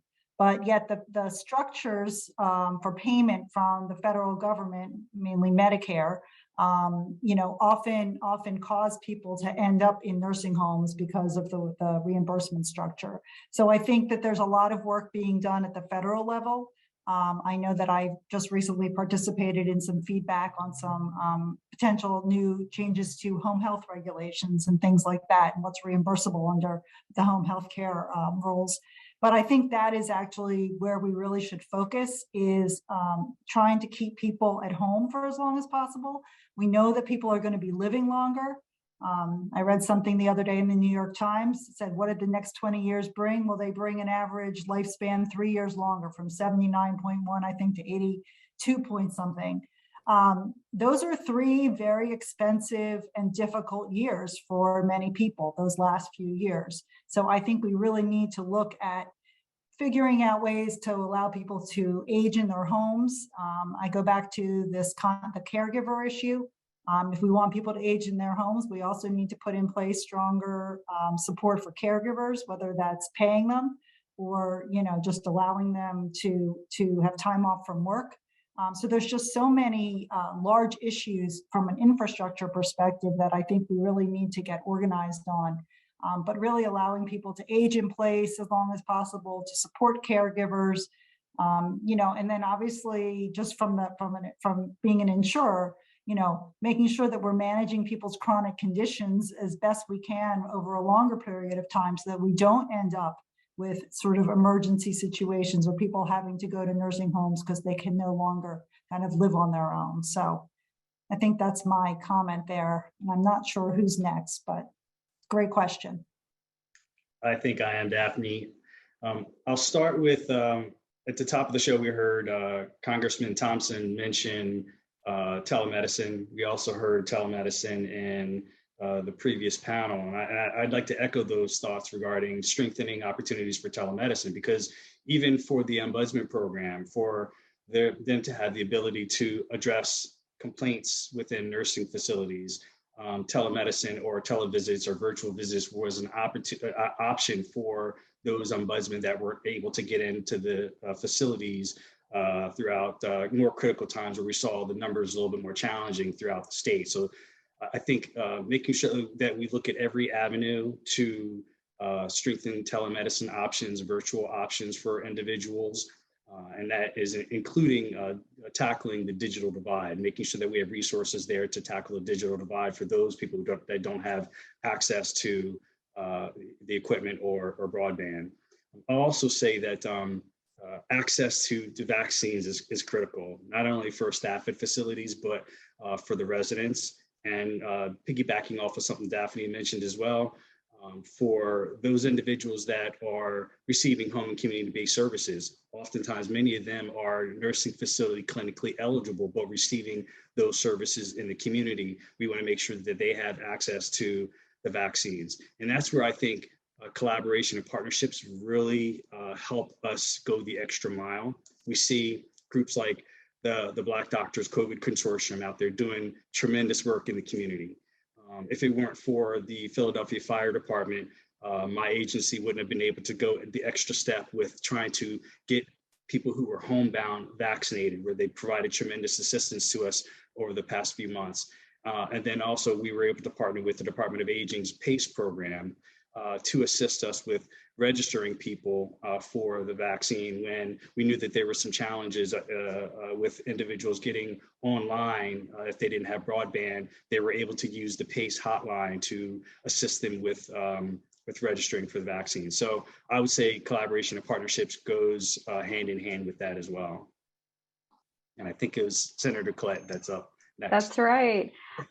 So, I worked in long-term care, worked in a nursing home as the infection control nurse. And so when this happened, my first thought really was, what about our elderly residents in congregate care settings? What about them? And what are we doing to make sure that we're protecting them as much as we can? And the first thing that happened was we saw PPE shortages. We saw testing shortages. We saw all of those things and really devastating stories from caregivers where they were issued one N95 mask and they had to reuse it for a full week before they got another N95 mask. And so those were some of the things, of course, at the very beginning and that we didn't do well. And I was a very vocal and open critic of our Department of Health and saying, hey, we need, we just need better support here for our caregivers and for the people that, you know, they're providing care for.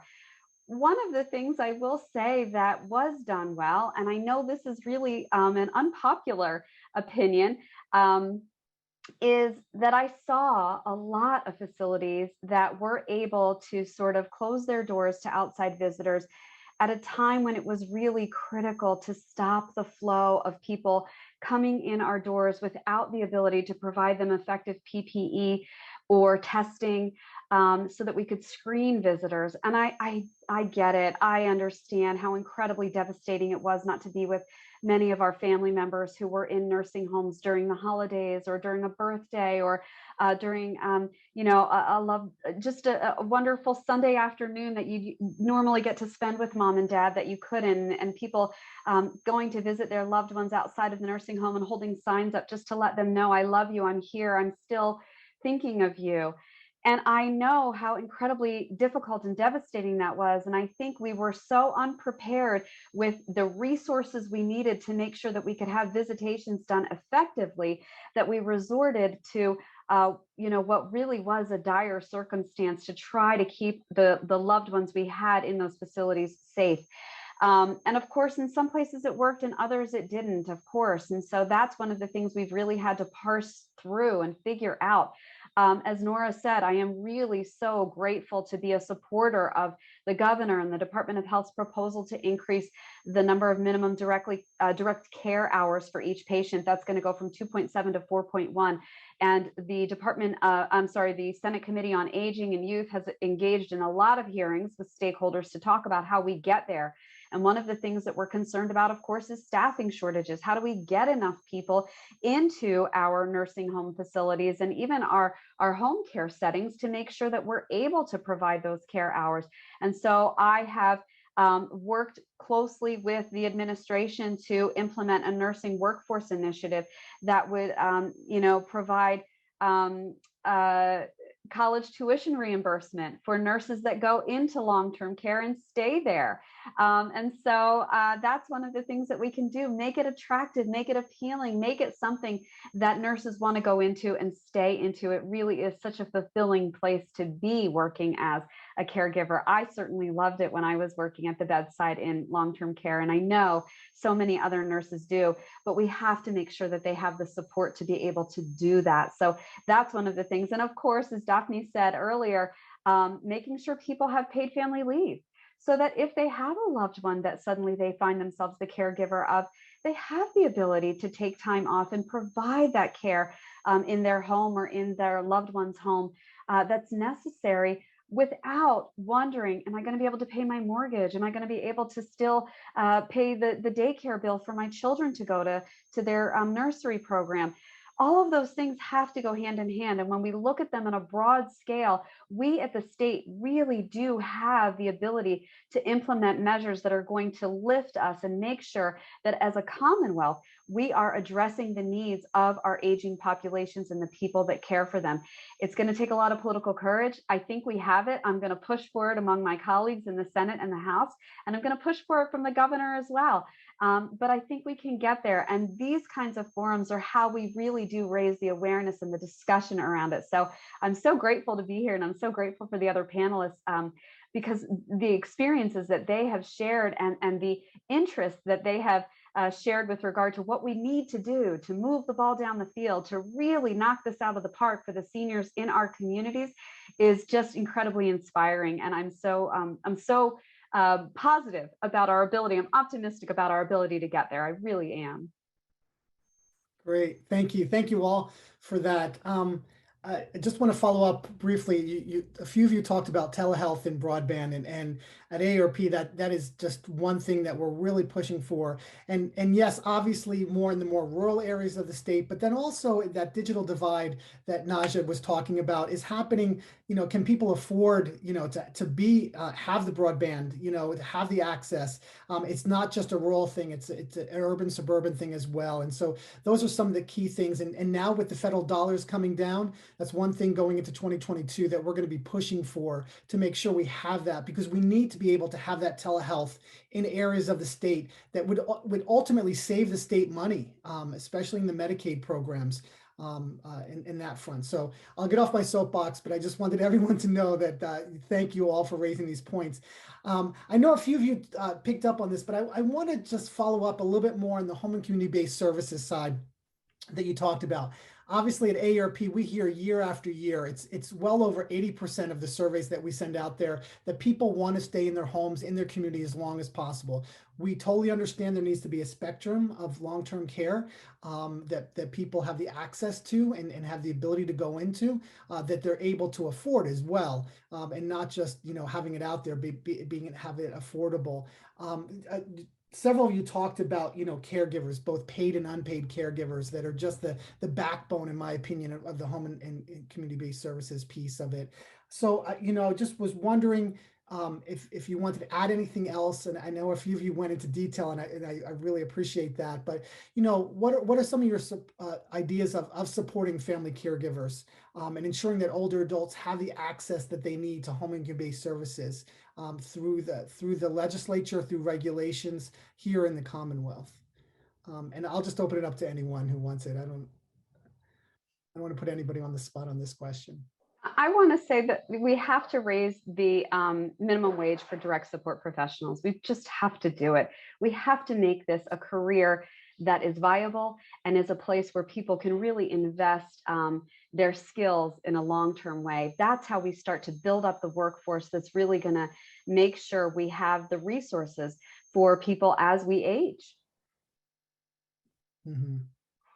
Yeah, I want to second that. The father that I was shopping for groceries for early in the pandemic now is in need of some home care. And so even just finding those home care services for him, and even though he had a long-term care policy, has still been challenging. Finding high quality people, people who can come on a regular basis. So I think it's really, really important that we do raise those wages, because those people are really important, and they're sitting there with our loved ones. And I do think, like Senator Collette mentioned, making it a career as opposed to just a job, because the people who are committed to those kinds of service positions, nurses, physicians, et cetera, but even home care workers, they really do deserve a lot of our attention, like teachers do, right? They're sitting with the people that we love the most, and they're some of the lowest paid jobs, and it's really needs to get addressed. Yeah, I'd like to jump in, Bill. I would agree, of course, both with the senator and with Daphne. And also to say we need to look at the reality for many families who can't afford a caregiver, who may not be eligible for Medicaid, and what are other solutions? So I think I'm going to go back to what I was talking about a little bit earlier, and that is housing. We've looked at this issue. We're stuck at home now. We're still pretty much at home. We're getting back to work slowly in the city of Philadelphia. That is for me. Many of our workers have never stopped going into work because of, obviously, they deliver services. But when we look at housing, and when we look at alternative types of housing, working towards flexibility in zoning that will allow for accessory dwelling units, tiny homes, home sharing. Home sharing doesn't require any zoning change, but to modernize our approach to these age-old solutions, if you will, where generations can live together more easily. We saw in the pandemic, and I don't think this was just my neighborhood, kids moving back home. I mentioned my kids moving back home. Kids who worked in Baltimore and LA moved back home to parents in Philadelphia. Some lost their jobs, some were teleworking. It was a spectrum of reasons for why they were doing it. But what happened is we returned to age-old solutions of multi-generational homes. So I think I want to look at that and add that to the mix. I totally agree with minimum wage, with professionalizing the service industry, so that, you know, if we could see that as an economic development issue in the communities across the Commonwealth that we serve, I think that would be great. But I'd like to just look at housing. Let's look at that as a solution for multi-generational families so that it's a little bit easier to care for each other. Thanks, Bill. I'd like to jump in briefly too, and I echo and agree 100% with all the comments that were made by the fellow panelists. Innovative housing options, certainly increasing the salaries for direct care workforce and those who are planning the care as well, the individuals that are responsible in the care planning roles. Because the reality is, you know, we have to ensure that the workforce has livable wages, and the employers have an ability to then draw down reasonable rates to pay and attract the workforce as well. I'll also add, you know, as we continue to look at policy, we've recently seen some changes to the caregiver support program that has increased the maximum reimbursement rate for individuals. And for those individuals who want more information, they can contact their local area agency on aging for additional information regarding the caregiver support program, which supports individuals that are caring for a loved one in the home who's over the age of 60. There's a component to that also assists with grandparents. So grandparents caring for their loved ones who are under the age of 18. And there's been some changes to that, to those aging program directives as well, that allow for more flexibility for the area agencies on aging to support more grandparents caring for their loved ones who are under the age of 18. And then lastly, I'll go back to those collaboration and partnerships, calling our friends at AARP, because there's a plethora of resources available to support caregivers from our friends at AARP as well. We use them very often. Bill, we have you on speed dial. Glad to hear that, Naja, definitely. Thank you all. My next question, and again, I'm not going to just put anybody on the spot, but it's something that the previous panel spoke briefly about, and it's about managed long-term care, you know, community health choices. It's fairly new, as we all know, in the Commonwealth, just a few years old. How do you think it's working? I have my opinions on it, but I will listen to all the experts here. And what improvements would you like to see to better serve the needs of older Pennsylvanians that go through the managed care process? It's just something light to throw out there. Light question. I'll start off by saying, I know here in Pennsylvania, we are still, I'll call us in our infancy stage with managed long-term service and support system, now community health choices. The concept paper came out in 2015.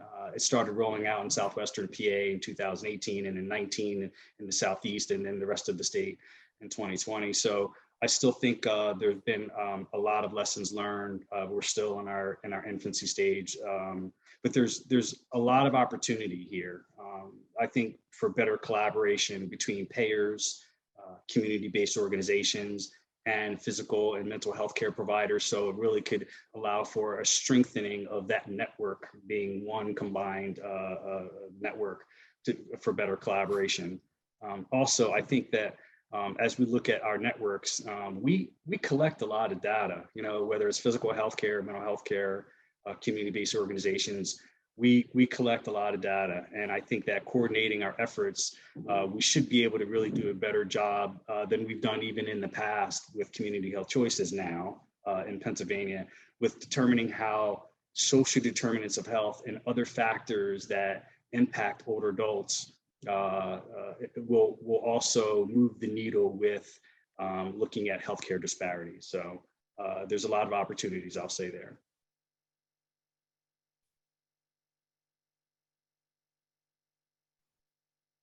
I'll just support Naja on that and also express some concerns that I have when I look at a system historically, whether it's you know, community-based care and services or other types of healthcare services.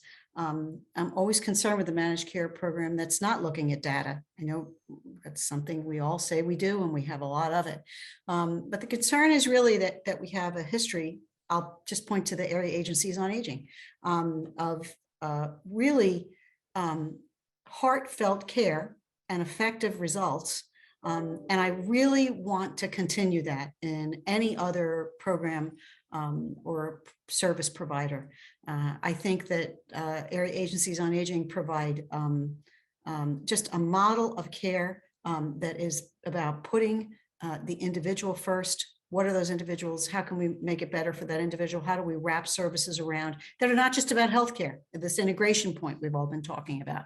Housing can be as important. If you're providing home and community-based care to someone, they have a home. That home needs to be as safe as possible to keep them safe. So it's a more complicated equation in some ways than providing care to someone in institutional care. That's complicated enough, but then we have the realities of communities across the Commonwealth, which vary greatly. So I just think looking at the way historically area agencies on aging have done it with a wraparound of care and services, I think that's really the model that I think we need to move forward with.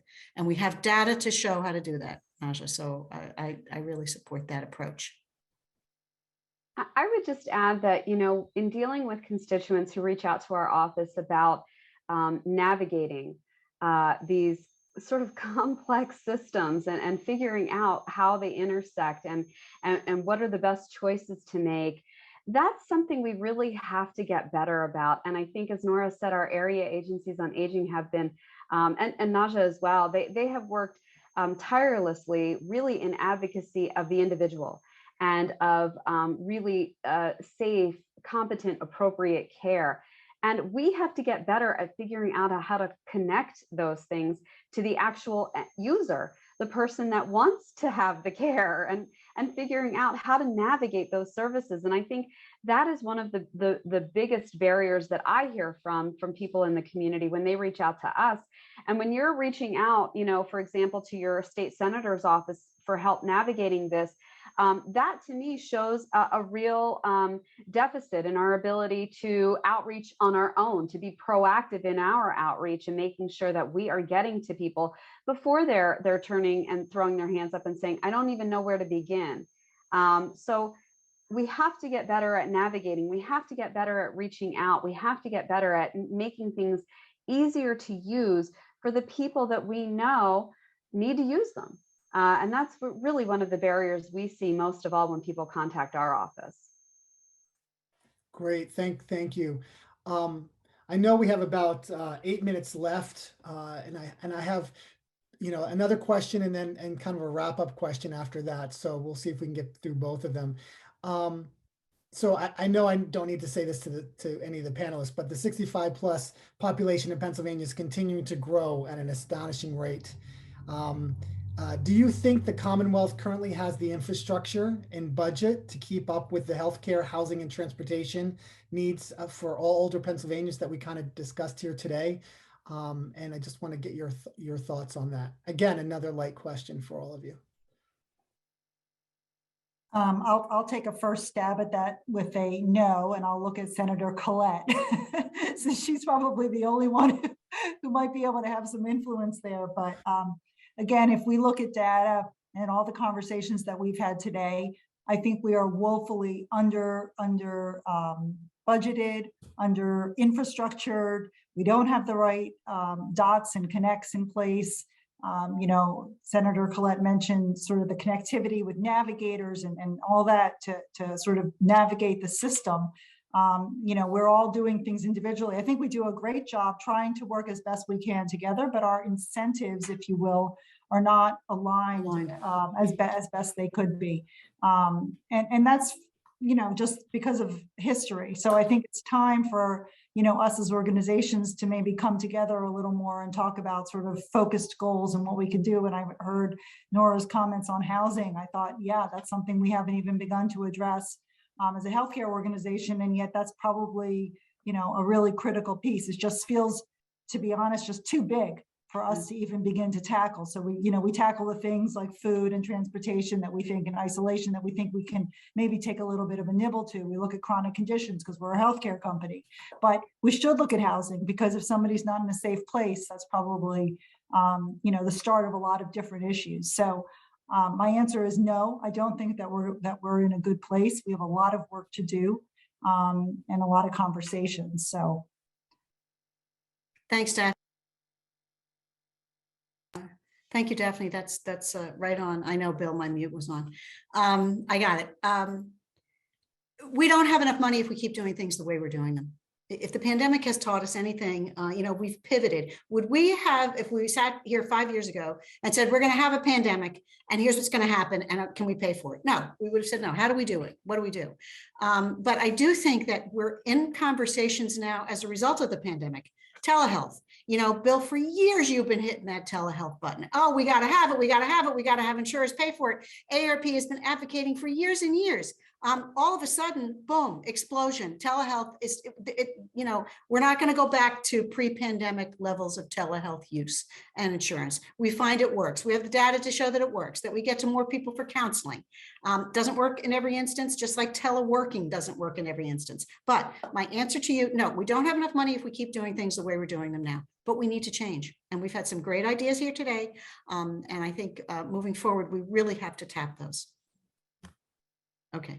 And I'll just jump in and echo, I know we're coming short on time, but to echo what Daphne and Nora said related to just making sure that we have the right resources in place to support more individuals. Because the reality is we do have a growing older adult population. And unfortunately, the growth in the older adult population is exceeding the public dollars that have been available. So we have to look at creative and innovative ways to make sure that A, we're supporting more individuals, B, that the resources are available to us, and that C, I would say that we really leave no stone unturned when it comes to options and opportunities to think about ways we could support people.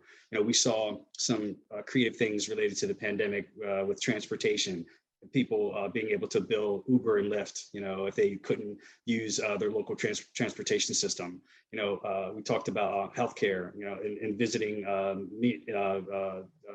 MDs and telemedicine, non-traditional housing. So we got to really make sure that we are really flexible as we're looking at American Rescue Plan dollars, Build Back Better dollars, and any other funding that comes along our way that is flexible to support people and new initiatives that'll support more individuals in the community. And I'm just going to say for everyone listening today and for everyone that's joining us, it's going to take a lot of political courage. And we need your voices. We need your advocacy.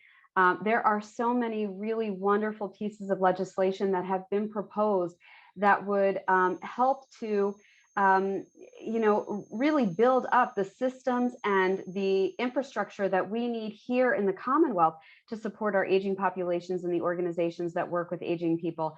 Unfortunately, we haven't moved those pieces of legislation. We have a governor who has made it a priority, who has said, give me those bills, I will sign them. Let's craft a budget that makes this a priority and I will sign it into law. So we have, people that do have the will and the interest in doing it, but we really do need advocacy. And I know that's the difficult part, right? We're all so busy doing the work. And I'm going to call on you and say, please reach out to your legislators at every level, local, county, state, federal, and tell them we really do need to use resources in a much better way to make sure that we are funding our priorities. And our priorities have to be people aging with integrity and dignity and in the safest and best way that they can. It's what each of us would want for ourselves and our loved ones. And it is what every aging person in our Commonwealth deserves. Hear, hear. Excellent. I love how you phrase that. All right, so just in 30 seconds each, and I know this is because we have 2 minutes left, so this is how we're going to end our hour discussion. I want to just thank you all beforehand. Outstanding job. So many people listening to this conversation are leaders in their places of work and in their communities.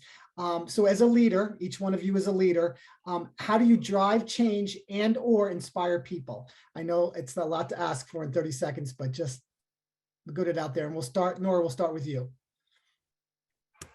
Great question, Bill.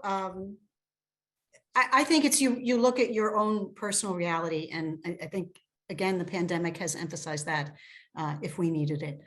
What's happening in your life? Your parents are aging, your children need help, your children are growing, or you have little ones, or you have grandkids. And I think looking at their place in the world and how we want to improve it. You know, I don't want my kids and my grandkids really to go through a pandemic. Okay, done. Okay, that's it. I don't know if I answered the question, Bill, but it's a tough one. 30 seconds. Nigel, we'll go to you.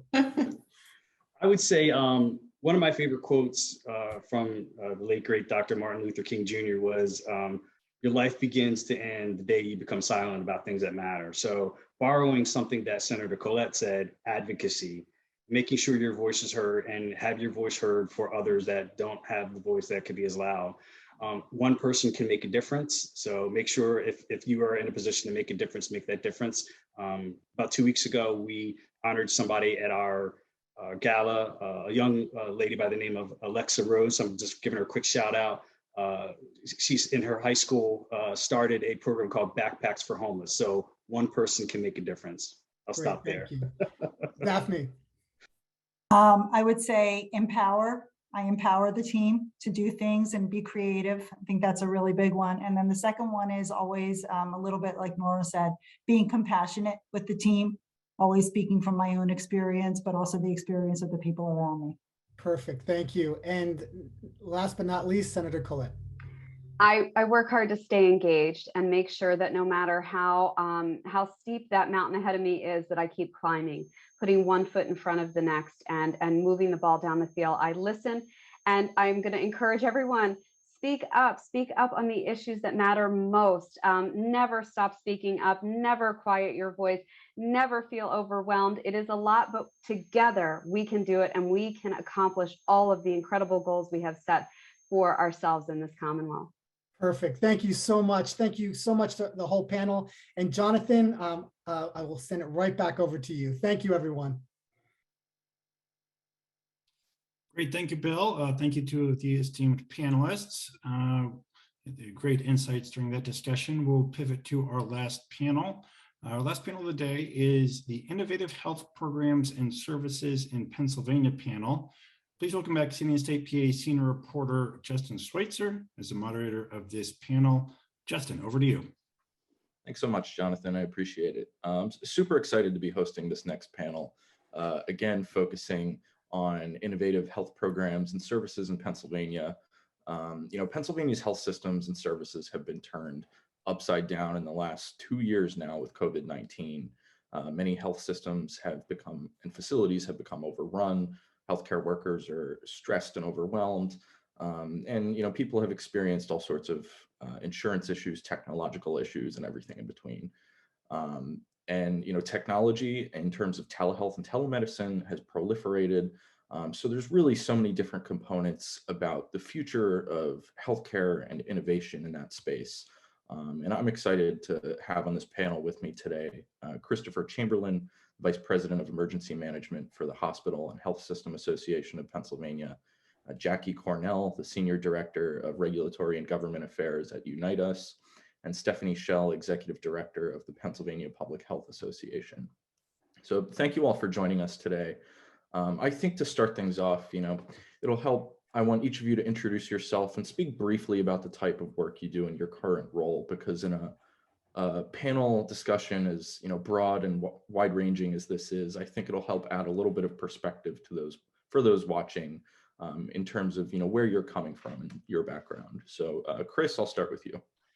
Thanks, Justin, and thanks again for the opportunity to be here and speak with everyone. So I'm Chris Chamberlain. I am the Vice President of Emergency Management for the Hospital and Health System Association of Pennsylvania. In this role here, we support Pennsylvania's acute care hospitals, over 240 hospitals in my department specifically for issues related to emergency management and compliance with regulatory needs in that realm. Clearly, the COVID-19 pandemic has been one of the greatest emergencies that our healthcare system has approached, so a lot of work towards that. My background prior to coming to HAP is as a registered nurse for 20 years in emergency rooms and trauma centers. Again, Justin, thank you for being here, for allowing us to be here. course. Jackie, I'll move to you next. Hi, excuse me. Hi there. It's a pleasure to be with you all today, and I'm excited to talk about what Unite Us is doing. So I'm Jackie Cornell. I'm the Senior Director of Regulatory and Government Affairs, as Justin mentioned. Unite Us is a technology company that creates a closed loop referral system to connect the social determinants of health, much like the last panel was just discussing, to all of the stuff that happens in the clinical setting.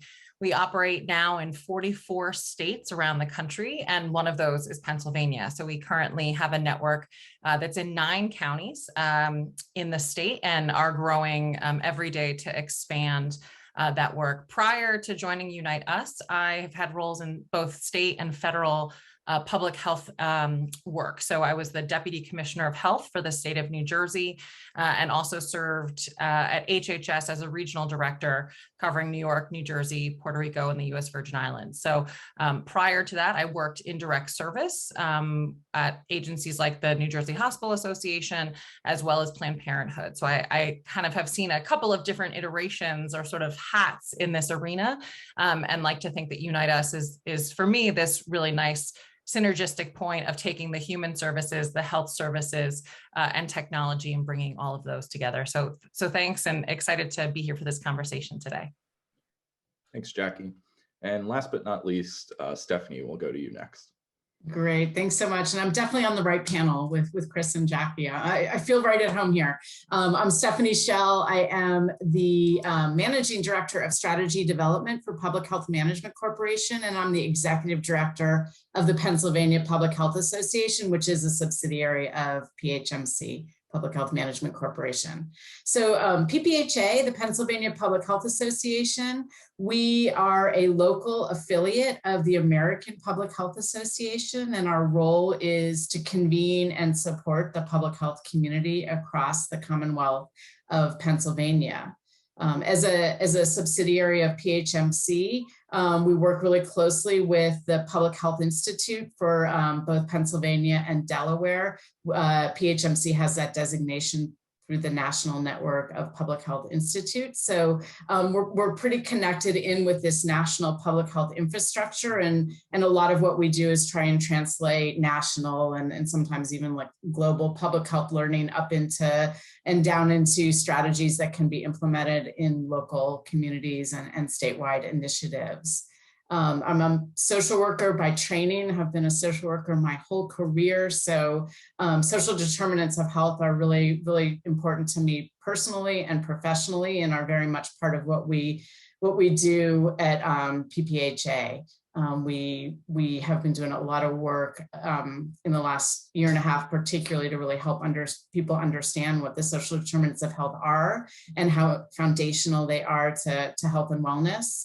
At the same time, we spend a lot of time, as I know all of you do, really reinforcing the importance of science and data, particularly as they relate to health equity and access for traditionally excluded populations. So I've learned so much already today, and I've heard so much talk about seniors and our adult populations, and so much of what we've talked about is really true for youth, children, families, just people living on the other side of the continuum. So I'm really, really eager to dive in with you all, and I'm really grateful for the opportunity to be here. Awesome. Thank you all for providing, a bit of an introduction about who you are and the type of work that you do. I think to, get right into the thick of it, clearly the COVID-19 pandemic has upended almost every facet of our lives since the beginning of 2020. But it also did, I think, prompt us as a society to rethink how healthcare services are delivered. And I want to start by, again, having each of you weigh in on how the pandemic has both permanently and also positively changed the healthcare sector over the last 2 years. Because I think, understandably, there's a big focus on, a lot of the negatives that COVID-19 has, ushered in.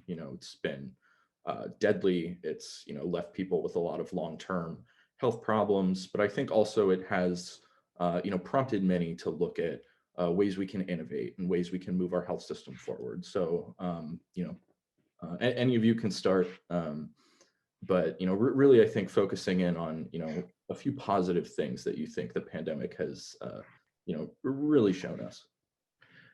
Well, I'm happy to start with that, Justin. And I think I like your emphasis on the positive. That's always a good thing to do when we're having tough discussions like this. But no, you absolutely said it. I mean, we found ourselves in quite a position as healthcare and public health delivery systems of how to manage this. And it, it's a couple different levels there.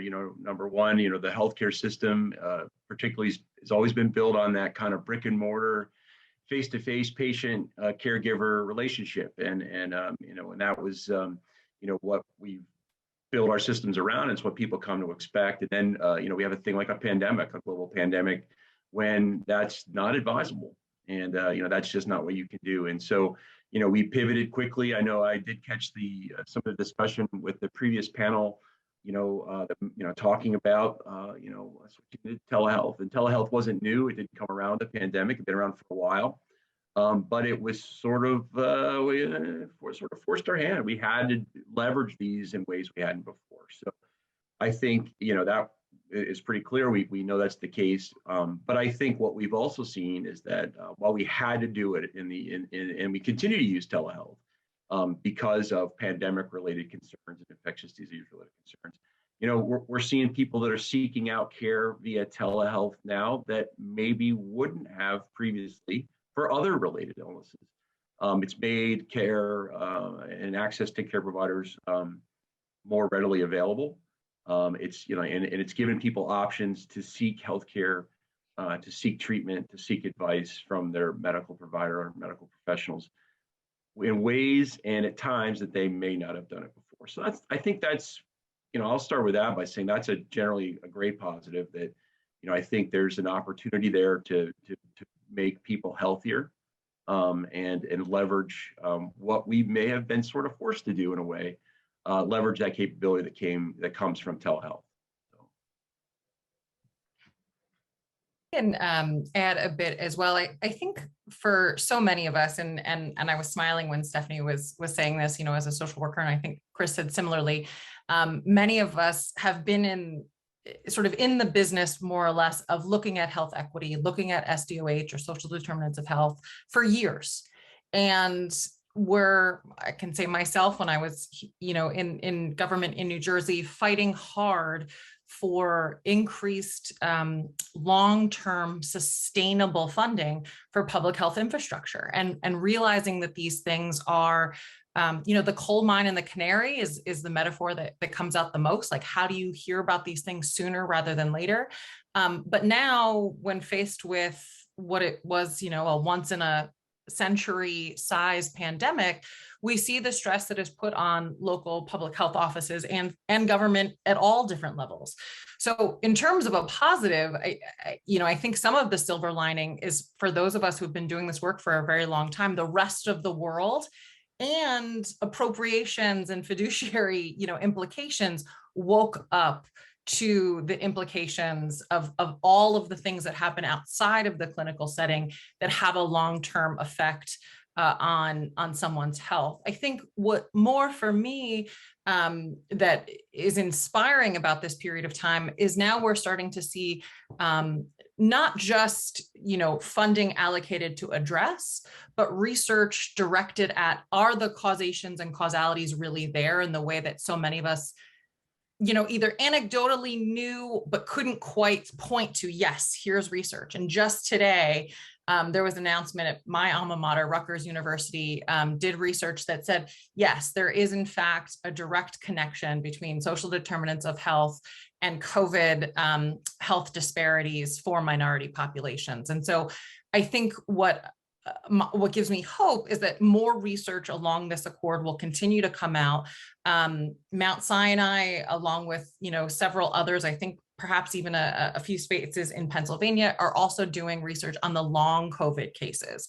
And so how we start to look at the way that research leads to more funding, I think to me is very exciting, because that's so oftentimes, folks in our seats can say, well, here's the solution, but if we can't afford the solution, what do we do? So that to me is one of the benefits of this period of time. That's great. And I so agree with everything you said, Jackie, and you, Chris. And just will offer a couple more thoughts of my own. The first of which, you know, to me, there's been some really important silver linings in this really, really difficult period of time. And the first of which is how it has brought us together as a stronger public health community.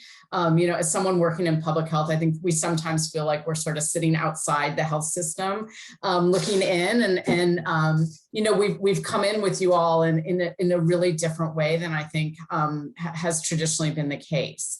And I know, you know, as PPHA, we've worked really differently and much more intentionally with some of our regional partners, which has hopefully is lending to a stronger infrastructure, you know, particularly Southern New Jersey, Delaware, Maryland. You know, we're in it together and have stronger relationships now than we had 2 years ago as a result of the pandemic, which to me is critical, because we're not going to be able to you know, tackle this or anything else if we don't do it together as a region.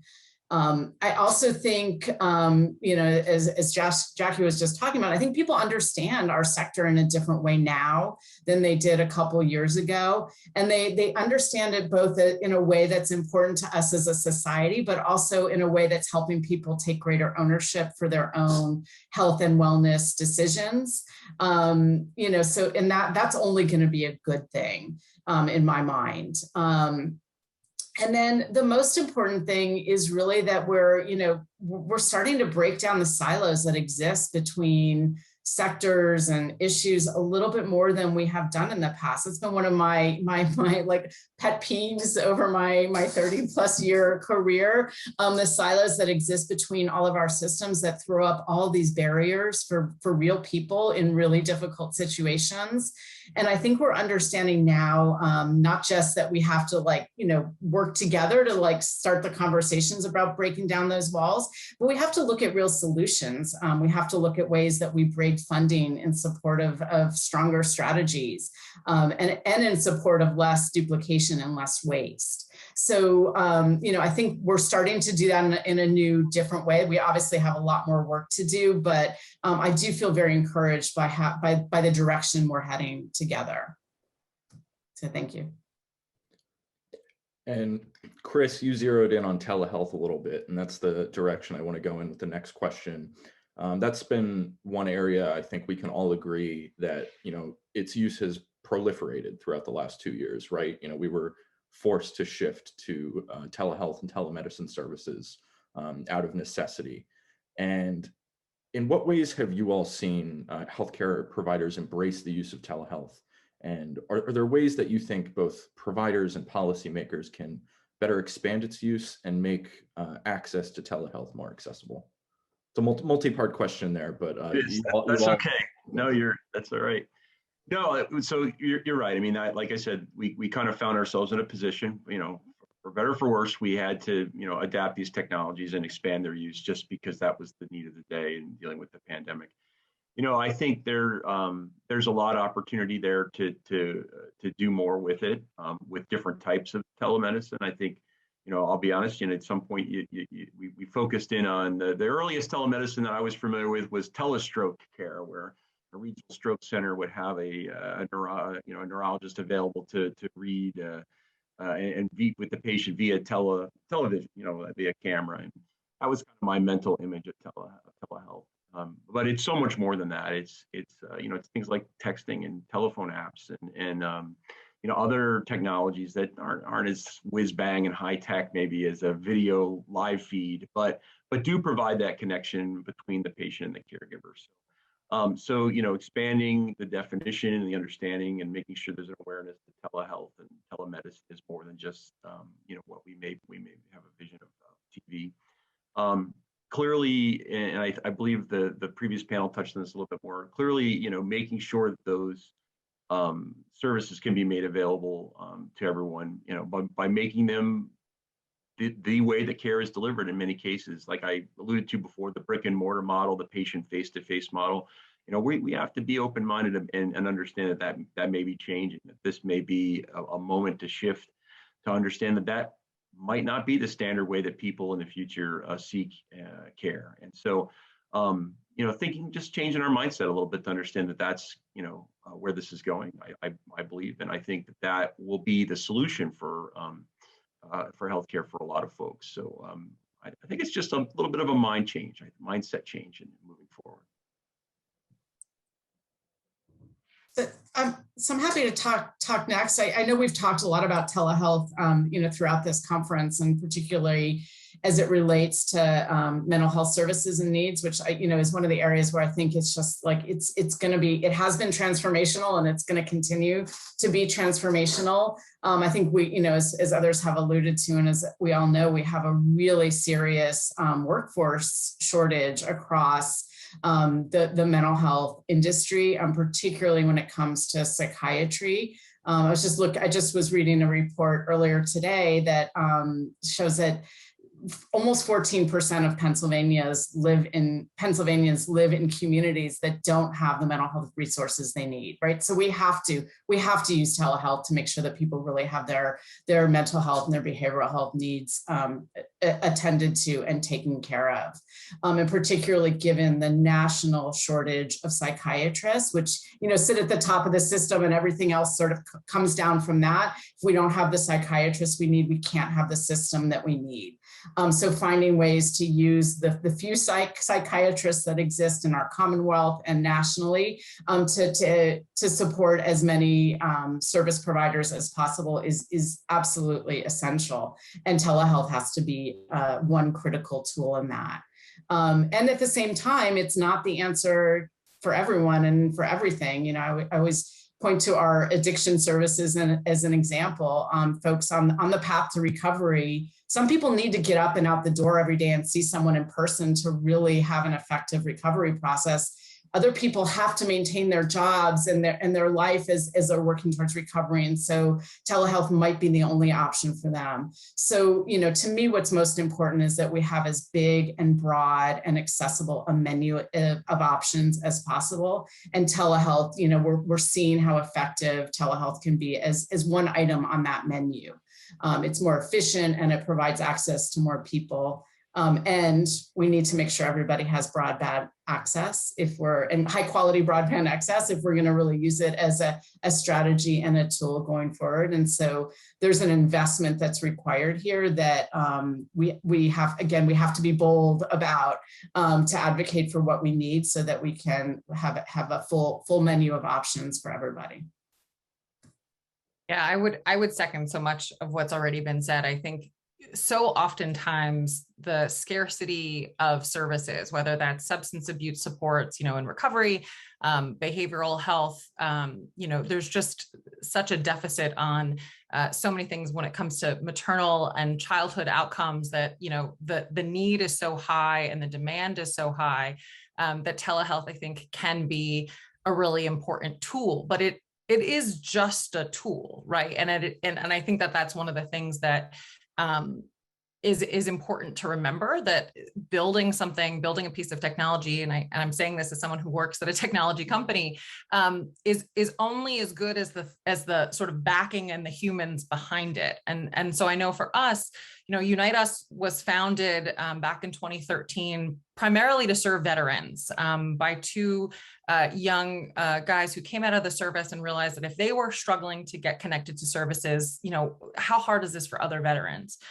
What we found, though, is that if it's just the technology side of the house and there isn't real people sort of monitoring what's going on, diving into the outcomes that are happening, looking at the data for insights and trends, that the connection, the technology is important, but it isn't as meaningful as when you're really thinking holistically about what that can do, right? And how you can leverage that opportunity to use that technology for deeper conversations. And so maybe that's getting someone into those follow-up appointments. They came in once in person and now you can get them onto a better adherence plan using the telehealth. But it is just a tool. And I think we need to be really mindful of that fact that it can work in tandem with robust sort of connective points across all of the different layers of the health system.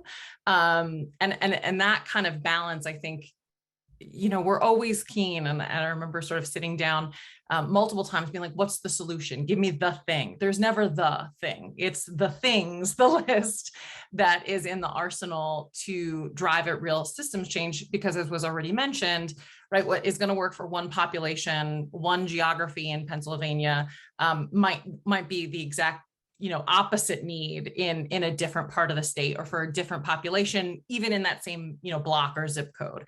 And so for me, it's how do we use technology broadly to meet some of the needs that have been failing us without using it. And so, our company, what we really try to break out of this habit is the pamphlet model. Someone walks into an emergency room, they obviously are in need of a bunch of other things: housing, food, new clothes, a new coat. It's getting colder by the day here. How are all of those things so reliant on a pamphlet and a prayer? And how can we move to use technology to integrate into a closed loop referral system that not only allows the doctor, who saw the patient at the ER to see if they got services, but also allows folks like us to make sure, is that shelter at capacity? Are they taking anybody new in? And if they're not, how can we make sure the doctors aren't referring people into community-based organizations and into, local supports that are at capacity? And unfortunately, that's too often the case, right? Is that we're referring people into places that can't meet their needs because they're so strapped because of all the things we've all lived through these last 18 months. So that balance for me is still rooted in, yes, the technology is outstanding, but without real people monitoring it and being insightful into what the technology is showing us, we won't get as far without it. I have an audience question that came in that I think is pretty pertinent to what we've been discussing so far. And the attendee asked, how does health and well-being literacy and access to technology fit into the strategies that we've been discussing? Boy, that's a really great point to bring out, and I think that's it's big, because I think number one, as I think it was honed on, either Jackie or Stephanie or both of you mentioned that that the technology has to be accessible to the folks who are at work. It has to be something that they can use, that they understand. And we all know that in our society, there's folks that have different levels of tech savviness, right? I mean, there's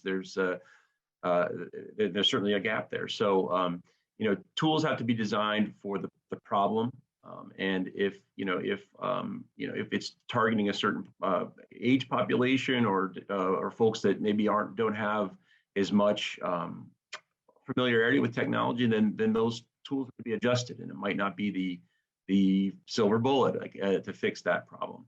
But that has to be taken into consideration. I think we need to understand those things. And then literacy for the technology, and then access is key too. I know, there's a good number of counties in Pennsylvania, particularly our rural ones, that continue to struggle with internet access. Broadband access is still not available. Some counties, there's a percentage of the population that do not have internet in their home, incidentally, those might also be where people who who are older and have chronic health conditions. So they're just not going to benefit at the current, from telehealth or technology, because they just don't have access to it physically.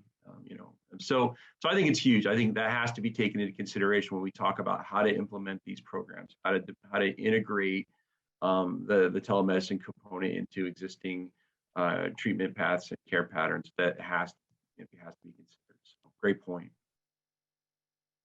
Yeah, and I agree with you, Chris. And I also would add, I think we have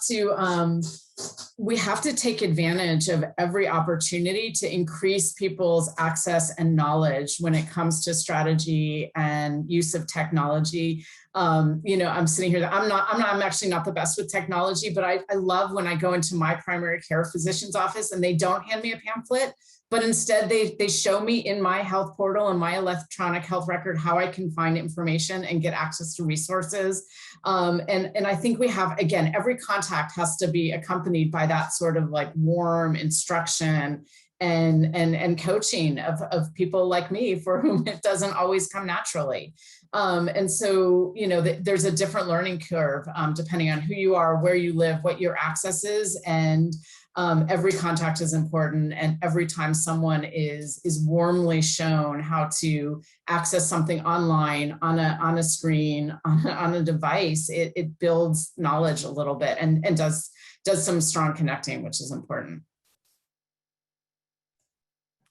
I'm really just co-signing what Chris and Stephanie said here, because I think they're so right that giving people the opportunity to look and absorb the information in the way that is best for them is what's going to be best for them, right? And so realizing that if the only option you have is telehealth, it's not going to work for everyone. If the only option you have is appointments from 9:30 to 3:30, you know, that's not going to work for folks. And so striking that balance is key.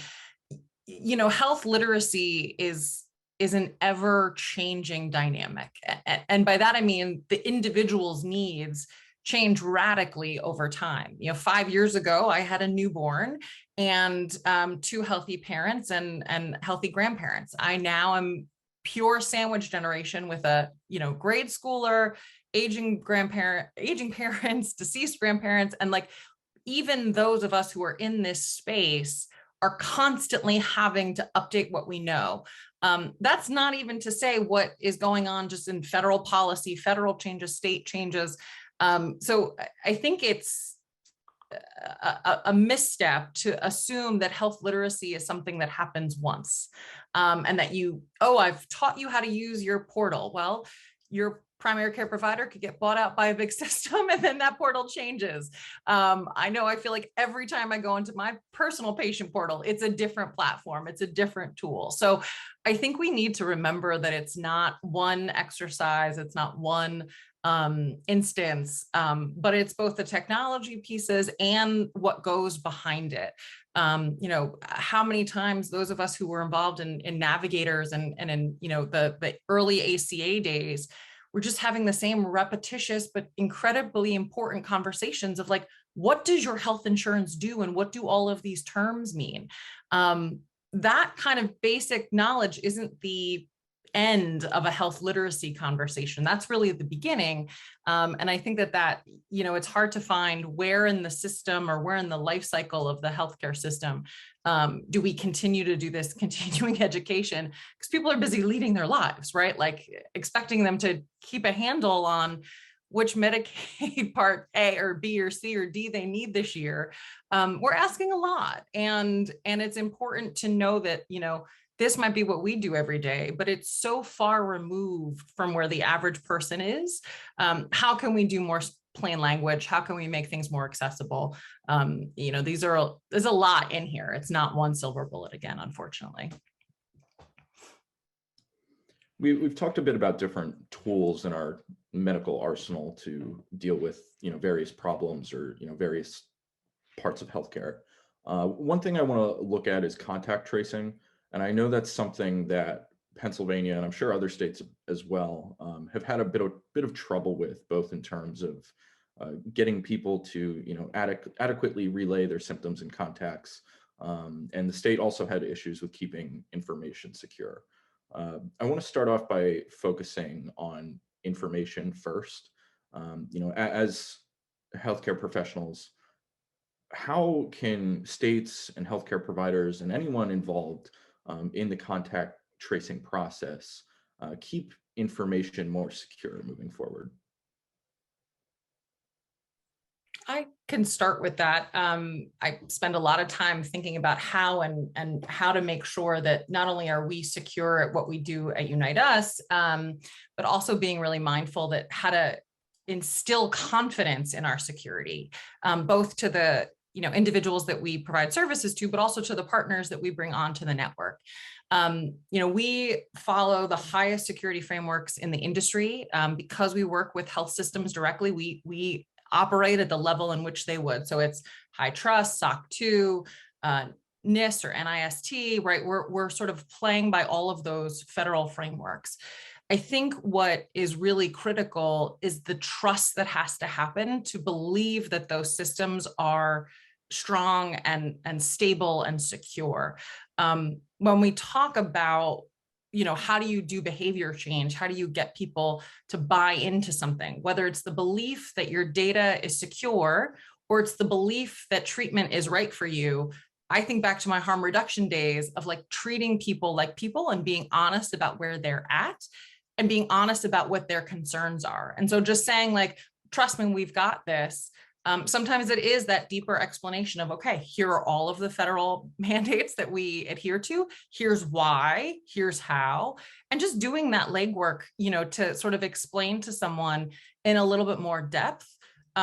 People don't like to be told, trust me, I've got you. They like to feel confident in that. And for us, it's that explanation and taking that time that breeds the trust that allows people to feel more comfortable about what's going on. I think that on the whole, specifically when we're talking about communities of color and the distrust in government, capital G government is huge. And if we pretend that that's not there and that there's not historical significant implications to why people feel that way, I also think we're doing a disservice to the conversation and to the work that we're trying to get done. So I think being really honest about why people might feel that way and starting the conversation there, as opposed to this sort of wagging of the finger, just listen to me, I know better approach, I think fails pretty quickly. I totally agree with everything you just said, Jackie. And I think trust is truly at the heart of it. People have to trust our sector. People have to trust what we're doing with their data. And, they're not going to trust us if we don't behave responsibly with the data that we're collecting. It's essential. And every time we slip up, I mean, we all make mistakes, but every time we slip up, we erode public trust in what we're doing with information and how we're doing it. And I also think we've created really confusing systems that people are having trouble navigating. Instead of looking at existing data systems and figuring out how we add contact tracing data and information using the systems we have had, we've created a lot of new systems, and every state, everybody's using different systems, and I think the confusion also erodes trust.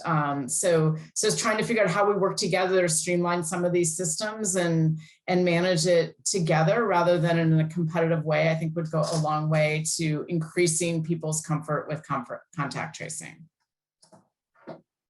Yeah, it's such a dilemma, because I think that's it's totally true. I mean, the trust in these systems has to be there for them to be there, to be deployed, for folks to participate in them. And there's been a number of them. I know Pennsylvania, we did have and continue to have a phone app for tracking exposure, contacts, and that was rolled out, and a lot of other states and countries did those things. But the challenge there was to make those work was to have that inherent trust in folks having your data and having information.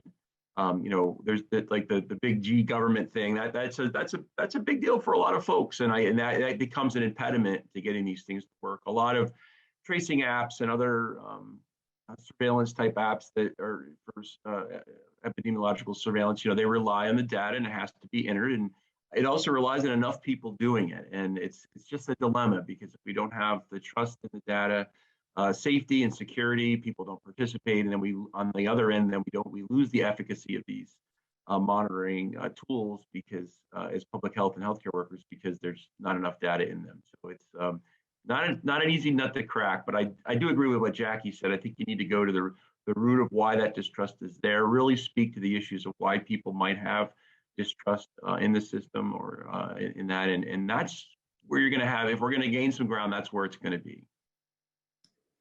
Well, I think to follow up on that too, I think with the pandemic, I think in a sense it exposed a lot of mistrust with not even just data related issues, but with the reliability of medical information as a whole, whether it be severity of COVID-19, efficacy of masks, whatever it might be. I think it did kind of underscore that some distrust, or at least some caution in, but believing some of this information. So, where do we go from there? How do we encourage individuals to even just trust what we know about various conditions or illnesses moving forward to prevent that kind of mistrust in the future? So I would offer that we have a possible strategy in our growing use of community health workers, bringing in trusted members of communities, and having them be the ones to advocate for making good health decisions and for sharing data in the right way. We have this resource, and it's a growing resource, and we're seeing it used more and more across our systems and our communities. And to me, it's the right solution here. We can't turn back time, but I sort of wish we had just dived right into using community health workers as contact tracers. There are places that have really combined the two. I know, for example, in Delaware, it's sort of like one mix of people that are doing both together. And I think that's the right solution. It's got to sort of bubble up naturally from populations and neighborhoods and communities. We can't bring the trust. We have to grow the trust from within, and CHWs are a fabulous strategy in that work, I believe. Stephanie beat me to unmuting myself because I was going to say that it starts in communities, and community health workers are an incredibly vital part of that. Let's take sort of the pandemic, and sort of that awareness or advocacy and education on the pandemic aside, and just talk about like health literacy again, sort of more broadly. I think this is where you see, and there's been, movement across the country for folks like doulas, right, to be a trusted voice.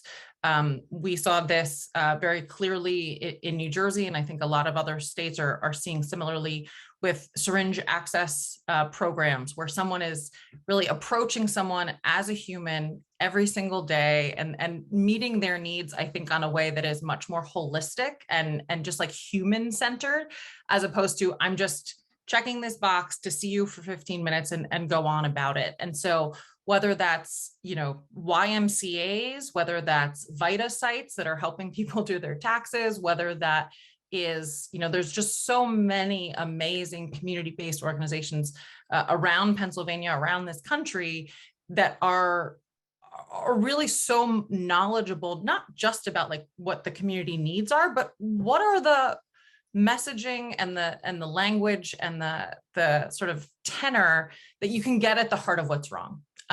You can get at what the heart of either the distrust, the confusion, the misinformation. And I think by putting community-based, whether it's health workers or community-based organizations at the center, as opposed to the afterthought, is what both, I think, Unite Us has found to be incredibly successful in driving behavior change, because that's who our network essentially is made up of. Yes, it's the health systems and the big hospitals, of course, but at its core, you're getting people who are accustomed to going to this food bank every week and accustomed to seeing a friendly face every day. And that, I think we sometimes forget how important that is. Obviously, face-to-face stuff during the pandemic has been hard, and I think will remain hard, but just in that sense of community, I think is able to bridge a lot further than we sometimes give it credit for. And I loved Stephanie's point of it has to bubble up, because I think that's really true. It has to grow up from within. Yeah, I'm going to be in the position of just echoing what Stephanie and Jackie said, but I think that is very, very true, that from the community level, I think that's where people go, and they don't, that's where they turn to oftentimes, is folks that they know, folks they're familiar with. That's where they, in some cases, right or wrong, maybe before they might come to their healthcare provider, they would go to someone.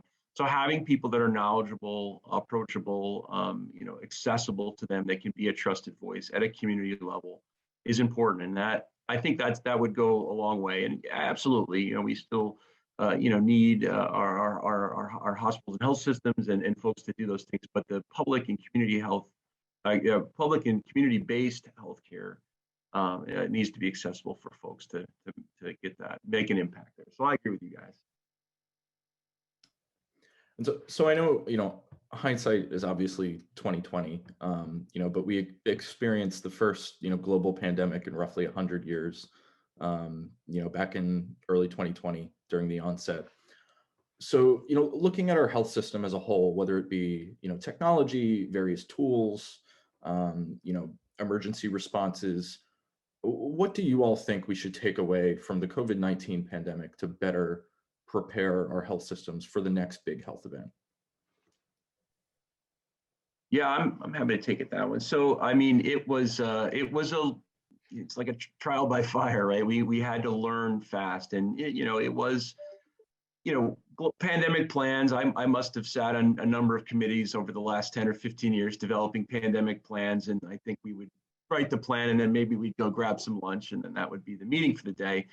Looking back, wow, maybe we should have paid a little bit more attention on what we were writing the plan than perhaps what we were having for lunch. And no, but all kidding aside, I think it was something that maybe very well is a once in 100-year event. So the lesson I think is that anything's possible. Certainly, easy to say, but that we have to make sure we develop systems and processes for emergency response in healthcare that can be rapidly expandable. That can be ready to go from a normal day operation to a abnormal day operation fairly quickly. That we have the tools and capability to detect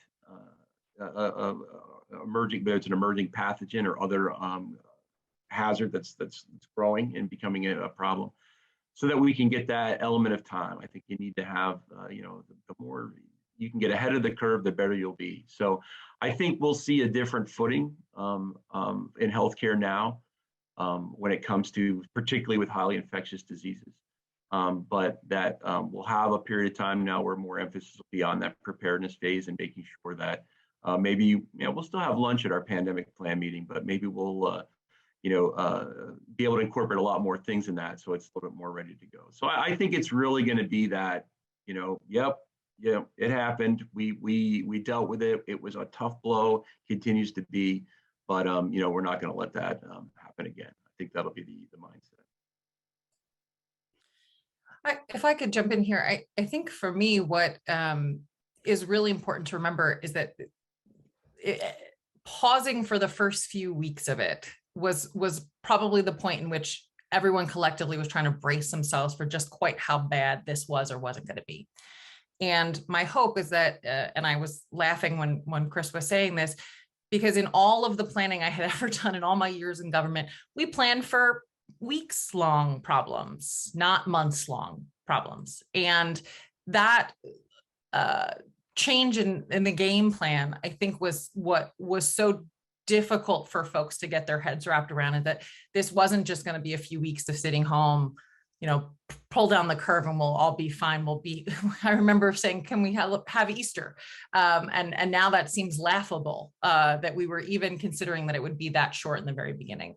So I think putting the sort of severity of time aside, being able to see that there's got to be multiple layers of response to address multiple needs in communities. And I think that it's, a learning curve for our large health systems. It's also been a learning curve for our small community-based providers, the FQHCs of the world, who are oftentimes serving those who are most vulnerable and most marginalized in communities, realizing that there's going to be different needs spread out across all of that. But if they're if it's just on the traditional health side, shouldering that burden, I think we're going to unfortunately see a lot of repeat mistakes. So it's my hope that with increased research, increased funding for public health infrastructure, we get to see public health offices kind of shine a light that they didn't before. We get to see that community-based organizations are holding, some of the points we talked earlier, right? Like community health workers engagement, health literacy engagement, and that we stop sort of treating health as a disease that we solve once, or a disease that we cure once, and move towards a more mindset of like, what does our long-term community health look like? And I think that helps us not only prepare for the next 100-year or 50-year itis, but I think that's how we get at better outcomes holistically, on all of the things that unfortunately only got worse. Prior to the pandemic, I spent most of my career working on the opioid crisis because it was the leading, it was the leading problem of the public health community. It's worse now than it was. We lost so much gains that we made over the last 18 months. So my mindset isn't just how do we plan for what the next pandemic is, but how do we address the things that are unfortunately seemingly evergreen, like maternal mortality, like opioids, like, so many of the things that I know Chris and Stephanie have worked on over the years, because we've actually gone backwards in some of those metrics because of the stress, because of the variety of needs during the pandemic. So that's where kind of my attention would be focused and anchored on. Now it's my turn to say, I ditto to everything Chris and Jackie said. I don't know if I have a lot more to add, but I agree with so much of what was said. And I actually would argue that the next pandemic is probably here right now, which is, the mental health pandemic that we are, at the doorway to, which includes the opioid epidemic, which continues to grow worse and worse every single day. It includes the rising suicide rates. It's, the next pandemic could very well be here. We need to focus on all the things that Chris and Jackie have talked about. And to me, it's trust, establishing trust with every single member of our community and our communities and our neighborhoods. And it's rebuilding a public health infrastructure in a way that it's permanent and sustainable and understood and seen and felt by people. I don't think anybody really knew what public health was 2 years ago. And now, people are starting to understand it and starting to understand the importance of it. And we can't lose momentum. We have to advocate for the funding and the resources we need to continue to grow it and make it stronger because we're going to need it. And science and data, we have to sort of rediscover our belief in science and invest in science in a way that's preparing us for the future. It's just critical. So thanks. We have about 10 minutes left, and we've covered a lot of ground, everything from pandemic preparedness to mental health to telehealth and technology. We don't have any public officials or policymakers on this panel, but given that we have professionals at the intersection of public health and policy, I'm curious, looking holistically at the public health landscape moving forward, what would your message be to lawmakers in terms of what is most needed to improve our public health landscape? I can start out with a few comments to that end. I mean, the pandemic was an extreme test to the existing public health infrastructure in Pennsylvania. It continues to be a challenge. In many cases, there wasn't much public health infrastructure in many areas. It's just only a few counties that have county public health departments. Most do not. Or county or city municipal health departments. So in many communities, the role of public health and the responsibilities of providing public health fell back on the healthcare system in those areas. And hospitals in Pennsylvania, stood up and took that challenge. I mean, it was an additional burden aside from providing medical care to patients suffering from COVID-19. They also needed to organize things like, testing centers and vaccine clinics and things. So, I think the advice forward, and I think I'm going to steal your word, Justin, it is holistic, is we should look at public health and healthcare, especially when it comes to dealing with crises like pandemics, but other things in that holistic manner. It needs to be something that they work complementary in. Hospitals very well may continue to take on some public health role, but in areas where there isn't sufficient or well-developed or available public health resources, we should look to create those things. And I think ultimately having a system that where the healthcare system and the public health are working cooperatively to try to to solve these issues for those communities, so that there's not a gap. And And I think that's what hospitals in many areas found, that there was a gap in there, and they were forced, really no other choice but to, and they did it and to fill that gap. So rather have it be managed ahead of time with some great infrastructure than having to do it on the fly. So. Yeah, I would add, I mean, I think for where I sit and sort of the way that we're looking at how social determinants of health are really driving, what we're seeing in communities when it came to COVID or opioids, you name it. To me, it's how do we address funding inequities for the solutions that we know work. And so these are things that are unfortunately sometimes quite expensive, like lead remediation and addressing that, right? That is not a both operationally easy thing to solve for or financially easy thing to solve for. It can be expensive and very cumbersome to rip up, right? Whole neighborhoods and towns to replace lead lines.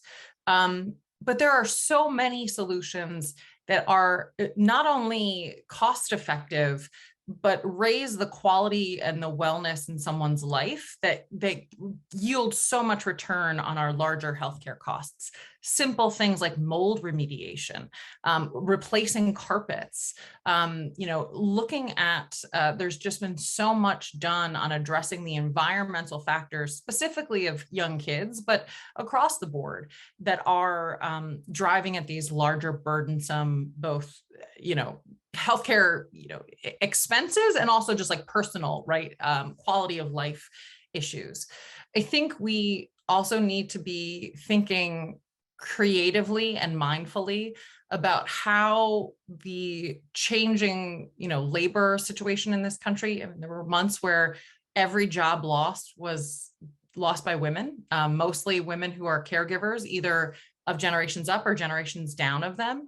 And realizing that this model of letting, sort of everyone's burden be placed on the sandwich generation is a difficult burden it exposed so much, right? The pandemic exposed what we all knew was already there. And so I think realizing that until we get at some of these larger systemic societal issues, yes, public health infrastructure and research is important. It's what I opened with. But I think this is the time to think a little bit more boldly at what are we doing to address some of these larger issues that you can pick away and chisel away at pieces sort of around the edges. But if people are still living in environments that are driving up their, driving down their quality of life and driving up healthcare costs, if people still don't have the capacity to juggle work and their family demands, we've got to kind of come to resolution on some of these bigger issues, or we're just going to keep repeating ourselves. I know that none of that is easy, but I think there are paths towards that that we can take with an open federal administration to doing some of these things. Obviously, Congress is always a little bit of a mess, but leveraging perhaps opportunities within Pennsylvania and the federal government to come together and to address some of these things that can be done through either 1115 waivers or state plan amendments. We got to crack bigger than just kind of where we've been, or we're just going to keep repeating it. Yeah, I know we're almost out of time, so I'll just go back to what I think I said at the beginning. I also want to throw in here reducing the barriers that exist, like breaking down the silos between systems and people and healthcare, health providers, social determinant of health providers. As long as we have these fractured systems, we are going to continue to put more and more burden on populations that can sort of least afford the burden. And so finding, both fiscal and regulatory and legislative ways to support a greater integration across services and supports and systems is really critical to the path forward, in my opinion. Got a couple minutes left here, so I think now would be a good way to just conclude with any closing remarks each of you have. I don't know if any of you prepared for that, but I just any other last points you want to make. I just want to give you a space here to offer any thoughts you have on the broader health conversation. I can go first so I can give you guys more time. I just want to thank you again for having this conversation and for those who joined us. For me, I would make the very earnest plug to check out what Unite Us is doing. Like I said, we're in 9 counties and growing in PA. And I'm really excited to kind of see how we can drive at some of these SDOH, social determinants of health issues together. So I would put my contact information in the chat, and really, again, grateful for the conversation and the opportunity to be with you all today. Great. Yeah, I also thank you for allowing me to participate, and particularly for allowing the Pennsylvania Public Health Association to have a presence here. We believe we have an important role in convening public health community across Pennsylvania, and that community is key to our health and our wellness going forward. So, the more we talk, the more we connect, the stronger we can make our infrastructure, the better positioned we're going to be for the future. And there is, I really appreciate it, like where we started, which is the hope, what we've learned, because there is a lot we've learned, and there's a lot of hope for the future and in the way we're now all working together. So thanks for giving me this moment to be here, and it's great to see you all. And I'll just close with, just some thoughts, when there's tragedy or disaster, or when you have something like this occur, we always try to look for the shiny side, the silver linings. We talked about some of those when we started out, but that's what we take these things and do. And I think, Pennsylvania hospitals are doing that right now. They're learning from what didn't work so great the first time through, and finding ways to adapt that. And so that's what we're going to continue to do. We're going to take bad situations and make them learning experiences, and learn things that we can do to prevent these things, and do it better next time. And so again, thank you for the opportunity to be here. I very much appreciate the chance to talk with everyone, and turn it back to you. Thank you. Thank you all. Again, I want to take a moment to thank our 3 panelists here today for our Innovative Health Programs and Services in Pennsylvania panel. We had Christopher Chamberlain, Vice President of Emergency Management at the Hospital and Health System Association of Pennsylvania. We had Jackie Cornell, Senior Director of Regulatory and Government Affairs for Unite Us, and Stephanie Schell, Executive Director of Pennsylvania Public Health Association. With that, our time is up for this panel, and I'm going to turn it back over to Jonathan Lentz. Great, thanks, Justin, and thanks to the panelists for your insights. In closing, I also want to thank Acting Secretary Meg Snead for being our keynote speaker. Thanks to Congressman Thompson for being our featured Q&A. Thanks to all of our moderators and panelists, and thank you to our sponsors, Moravia Health, Independence Blue Cross, AARP Pennsylvania, and Public Health Management Corporation. Thank you to all of our attendees who tuned in today. A few closing notes as well. Make sure you're signed up for First Read, which can be found on our website. Don't forget to follow City and State PA on all our social media platforms to stay up to date on everything Pennsylvania politics, and stay tuned for announcements for our 2022 events. Thank you so much for spending your afternoon with us for the 2021 Healthcare Summit. Until next time, thank you.